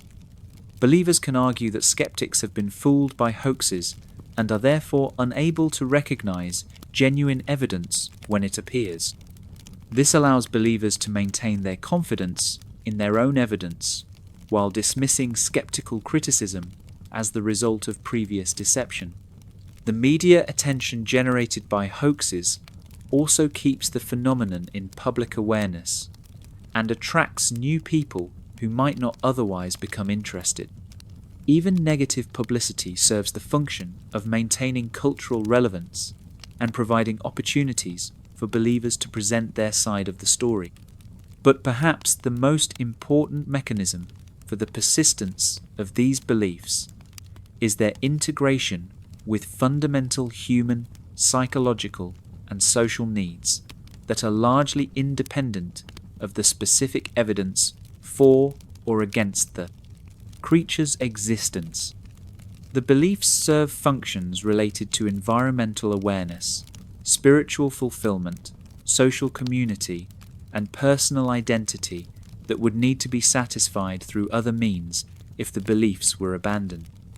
This functional integration makes the beliefs resistant to purely factual challenges because their value isn't primarily factual.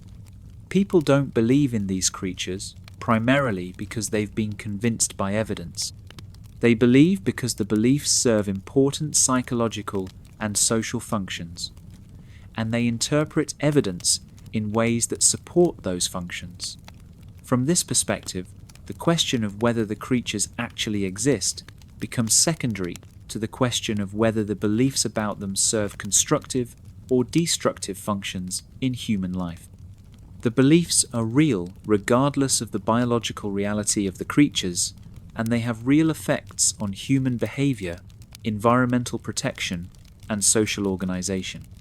The persistence mechanisms we've discussed suggest that these beliefs are likely to continue adapting and evolving regardless of future scientific discoveries or cultural changes. They've demonstrated remarkable resilience over thousands of years and across dramatically different cultural contexts. But they also suggest that the ultimate resolution of the Bigfoot mystery might require something more than additional evidence or better research methods. It might require understanding what fundamental human needs these beliefs serve, and finding alternative ways to meet those needs that are compatible with scientific knowledge and social cooperation. Which brings us to our final question. What does the 40,000-year history of human beliefs about these creatures ultimately tell us about ourselves? What deeper truths about human nature and our relationship with the world are revealed by our persistent need to believe in large, hairy, human-like creatures that may or may not exist? After following this story through 40,000 years of human history, across every continent and every major culture, through cave paintings and religious texts and scientific expeditions and internet forums, we arrive at a conclusion that might be more unsettling than the question of whether giant hairy creatures are actually roaming around in the wilderness. The deeper truth revealed by humanity's persistent belief in Bigfoot isn't really about cryptozoology or unknown primate species. It's about us. It's about what we've lost, what we fear losing, and what we desperately need to believe still exists somewhere beyond the reach of our increasingly controlled and explained world. Because here's what 4 decades of accumulated evidence and 40 millennia of consistent cultural testimony actually demonstrate. Regardless of whether Bigfoot exists as a biological entity, Bigfoot absolutely exists as a psychological and cultural necessity. And that necessity tells us something profound about what it means to be human in a world that we've largely domesticated, catalogued, and made predictable. Let's start with the most obvious function these beliefs serve. They preserve space for genuine mystery in an age when mystery has become increasingly rare and precious. Every year, satellite imagery reveals more of the planet's hidden places. GPS technology makes it almost impossible to be truly lost. The internet provides instant access to information about virtually any topic. We live in an age of radical transparency and accessible knowledge that our ancestors couldn't have imagined. This should be entirely positive. Knowledge is generally better than ignorance. Understanding is usually preferable to confusion. The ability to navigate, communicate, and access information has obvious practical benefits that improve human life in countless ways. But something crucial is also lost when the world becomes too thoroughly known and controlled. The sense of wonder that comes from encountering genuine mystery. The humility that develops from confronting the limits of human understanding. The excitement of discovery that motivates exploration and learning. Bigfoot preserves a space for these experiences in a world that has fewer and fewer genuinely unknown territories. The creature represents the possibility that there are still secrets to be discovered, still aspects of the natural world that have escaped human classification and control.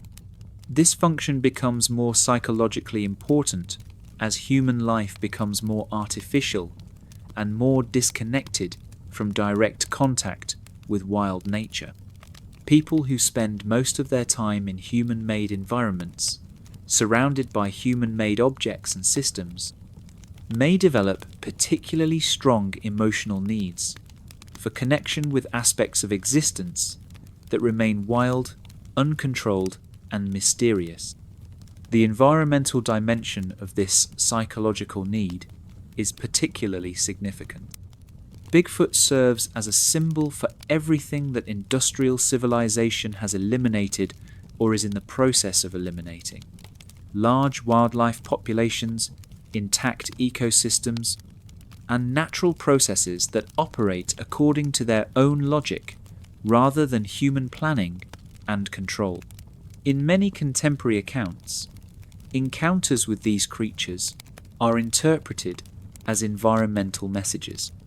The creatures appear to people who are logging in old-growth forests, developing wilderness areas, or otherwise interfering with natural habitats. They're portrayed as guardians of the natural world who appear to remind humans of their responsibilities and limitations. This environmental symbolism allows Bigfoot beliefs to serve as a form of ecological consciousness that operates through cultural and spiritual mechanisms rather than scientific or political ones. People who might not respond to statistical arguments about biodiversity loss or climate change might be moved by stories about mysterious creatures whose survival depends on protecting wilderness areas. But the deeper psychological function of these beliefs goes beyond environmental awareness to touch something fundamental about human identity and our relationship with our own animal nature. Bigfoot represents what we might have been if we hadn't chosen the path of civilization, technology, and social organization that has defined human development for the past 10,000 years. The creature is human enough to be relatable and recognizable, but wild enough to represent the aspects of human nature that civilization requires us to suppress or eliminate. Physical strength without technological augmentation. Direct environmental adaptation without artificial shelter or climate control. Independence from social systems and institutions. Immediate, unmediated contact with natural processes. In a sense, Bigfoot represents our evolutionary road not taken. The version of humanity that remained fully integrated with natural ecosystems rather than developing the technologies and social systems that have allowed us to dominate and transform the planet. This interpretation explains why encounters with these creatures are often described in terms that suggest both fascination and unease. They represent aspects of human potential that are simultaneously attractive and threatening.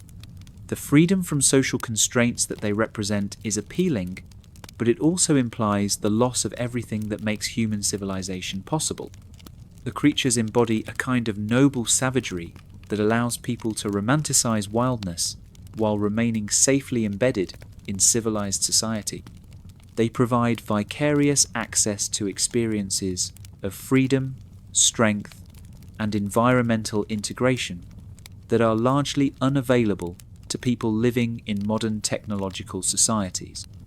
But this psychological function also reveals something uncomfortable about the relationship between human consciousness and the natural world. Our need to believe in creatures that represent perfect environmental integration suggests that we've lost something essential in our own relationship with natural processes. The fact that we project this lost integration onto imaginary or semi-imaginary creatures, rather than developing it within our own lives and societies, suggests a profound disconnection from the environmental conditions that shaped human evolution and psychology. From this perspective, Bigfoot becomes a symptom of ecological estrangement rather than just a cultural curiosity. The persistence of these beliefs reflects the depth of human alienation from natural processes and the psychological costs of living in artificial environments that don't provide the experiences our brains and bodies evolved to expect. The social dimensions of Bigfoot beliefs reveal additional uncomfortable truths about human nature and contemporary culture. In many cases, these beliefs function as markers of cultural identity that distinguish between people who accept scientific materialism as the only valid way of understanding reality and people who remain open to possibilities that can't be easily measured or controlled. Belief in Bigfoot becomes a way of asserting alternative values, alternative ways of knowing, and alternative relationships with mystery and uncertainty. It represents resistance to the cultural authority of scientific institutions and technological systems that increasingly dominate human life. This resistance isn't necessarily anti-intellectual or anti-scientific. Many contemporary Bigfoot believers have sophisticated scientific knowledge and use scientific methods in their research. But their beliefs reflect a conviction that scientific materialism, while useful for many purposes, isn't adequate for understanding all aspects of human experience and the natural world.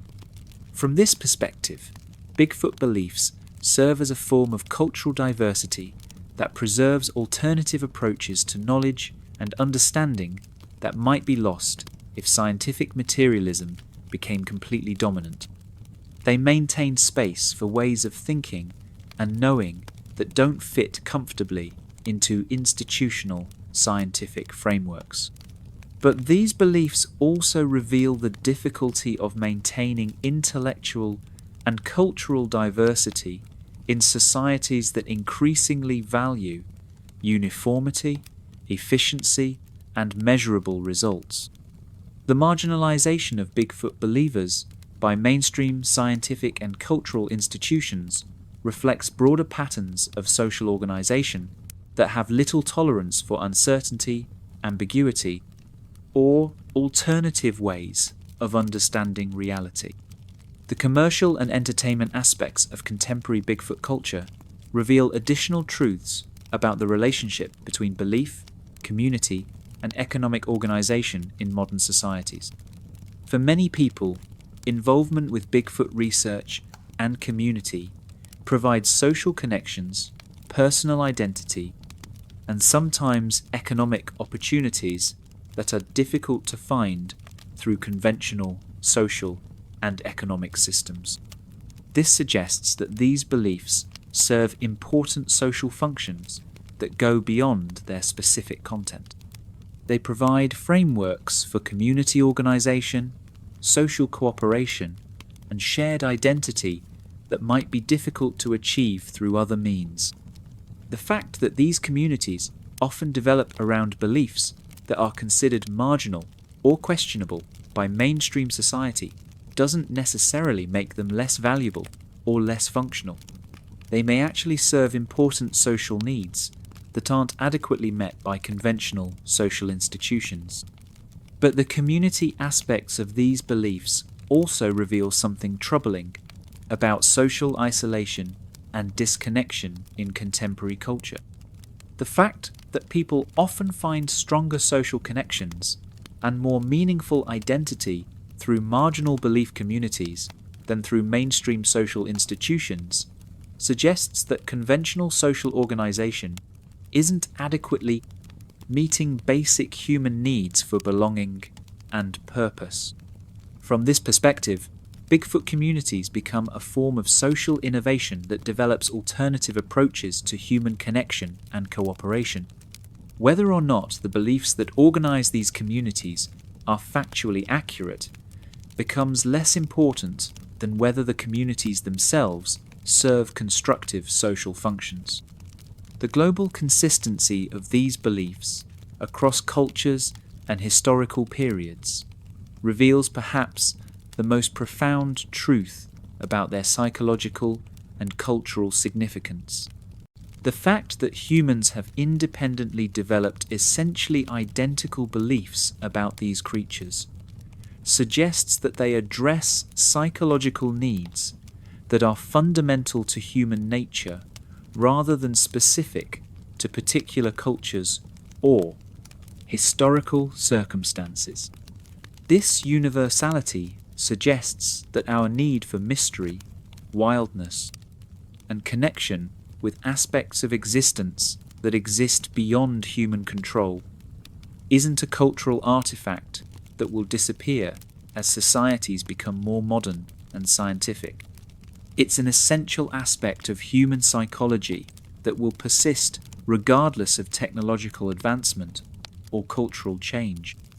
The challenge becomes finding ways to meet these psychological needs that are compatible with scientific knowledge, social cooperation, and environmental sustainability.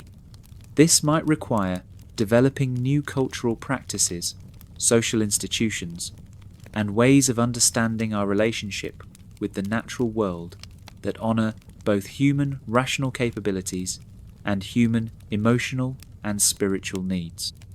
It might also require recognizing that the question of whether Bigfoot exists is less important than understanding why humans need Bigfoot to exist. The psychological and cultural functions served by these beliefs are real and important regardless of their biological basis. Perhaps the ultimate truth revealed by 40,000 years of human beliefs about large, hairy, human-like creatures is that we are a species that requires mystery, wonder, and connection with wildness for psychological health and cultural vitality. These needs are as fundamental as our needs for food, shelter, and social connection. The persistence of Bigfoot beliefs across cultures and centuries suggests that we haven't yet found adequate ways to meet these needs within the frameworks of modern scientific and technological societies. The beliefs persist because they serve essential functions that aren't being served through other means. Which brings us to a final, somewhat paradoxical conclusion. The most important thing about Bigfoot might not be whether he exists, but whether we can learn to meet the human needs he represents through means that are compatible with knowledge, compassion, and environmental responsibility. The mystery will continue regardless of future discoveries or debunking efforts, because the mystery serves functions that are independent of its solution. But perhaps we can evolve our relationship with the mystery in ways that honor both human psychological needs and the commitment to truth that has made scientific understanding possible. After all, the need for wonder, wildness, and mystery isn't incompatible with scientific knowledge. It's what motivates scientific knowledge in the first place. So here we are, at the end of our 40,000-year journey through human encounters with the impossible. We've followed the story from the torchlit caves, where our ancestors first drew pictures of large, hairy, human-like creatures, through the religious texts and folklore traditions that kept these beings alive in human imagination, through the age of exploration when rational men encountered irrational phenomena, to the modern era when cameras and DNA analysis have made the mystery more complex rather than resolving it. And what have we learned? That the most fascinating thing about Bigfoot isn't whether he exists, but why we need him to exist. For 40,000 years, humans have been seeing, drawing, describing, and seeking large, hairy, human-like creatures that live just beyond the edges of our civilized world. The consistency is remarkable. The persistence is extraordinary. The implications are profound. These aren't just stories. They're not just misidentifications, or hoaxes, or cultural artifacts. They're expressions of something fundamental about human nature. Our need for mystery, our hunger for wildness, our deep psychological requirement for connection with aspects of existence that remain beyond our control and understanding. From the cave paintings of Lascaux to the social media posts of contemporary Bigfoot researchers, humans have been documenting encounters with creatures that represent everything we've lost in our journey, from hunter-gatherers to urban technological societies. They represent the wildness we've eliminated, the mystery we've explained away, the freedom we've traded for security and comfort. But they also represent hope. Hope that there are still secrets to be discovered, still aspects of the natural world that have escaped our cataloguing and control, still possibilities for wonder and surprise in an increasingly predictable world. Whether or not giant primates are actually hiding in the remote forests and mountains of the world, the fact that we keep looking for them tells us something essential about who we are as a species. We are the animals who need mystery. We are the creatures who require wildness for psychological health. We are the beings who must believe that somewhere, beyond the reach of our cities and technologies and explanations, something magnificent and unknown is watching us from the shadows. The debate about whether Bigfoot exists will continue because the debate serves its own purpose. It provides a framework for exploring questions about the limits of human knowledge, the relationship between belief and evidence, the boundaries between civilization and wilderness, and the price we've paid for our technological mastery of the planet. But perhaps the most important lesson of our long journey through this mystery is that the question itself might be more valuable than any possible answer. The search for Bigfoot is really a search for aspects of ourselves and our world that we fear we've lost forever, and as long as we continue searching, we preserve the possibility that they might still be found. So the next time someone tells you they've seen something large and hairy moving through the trees, consider the possibility that they might be seeing something more important than an unknown primate. They might be seeing 40,000 years of human longing for mystery, wildness, and wonder in a world that has forgotten how to provide these essential experiences. And in that sense, Bigfoot is absolutely, undeniably real.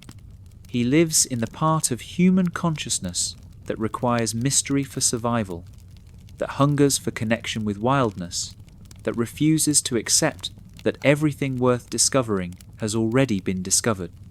He is our oldest neighbour, our most persistent mystery, and our most enduring hope that the world still contains magic that no amount of scientific progress can explain away.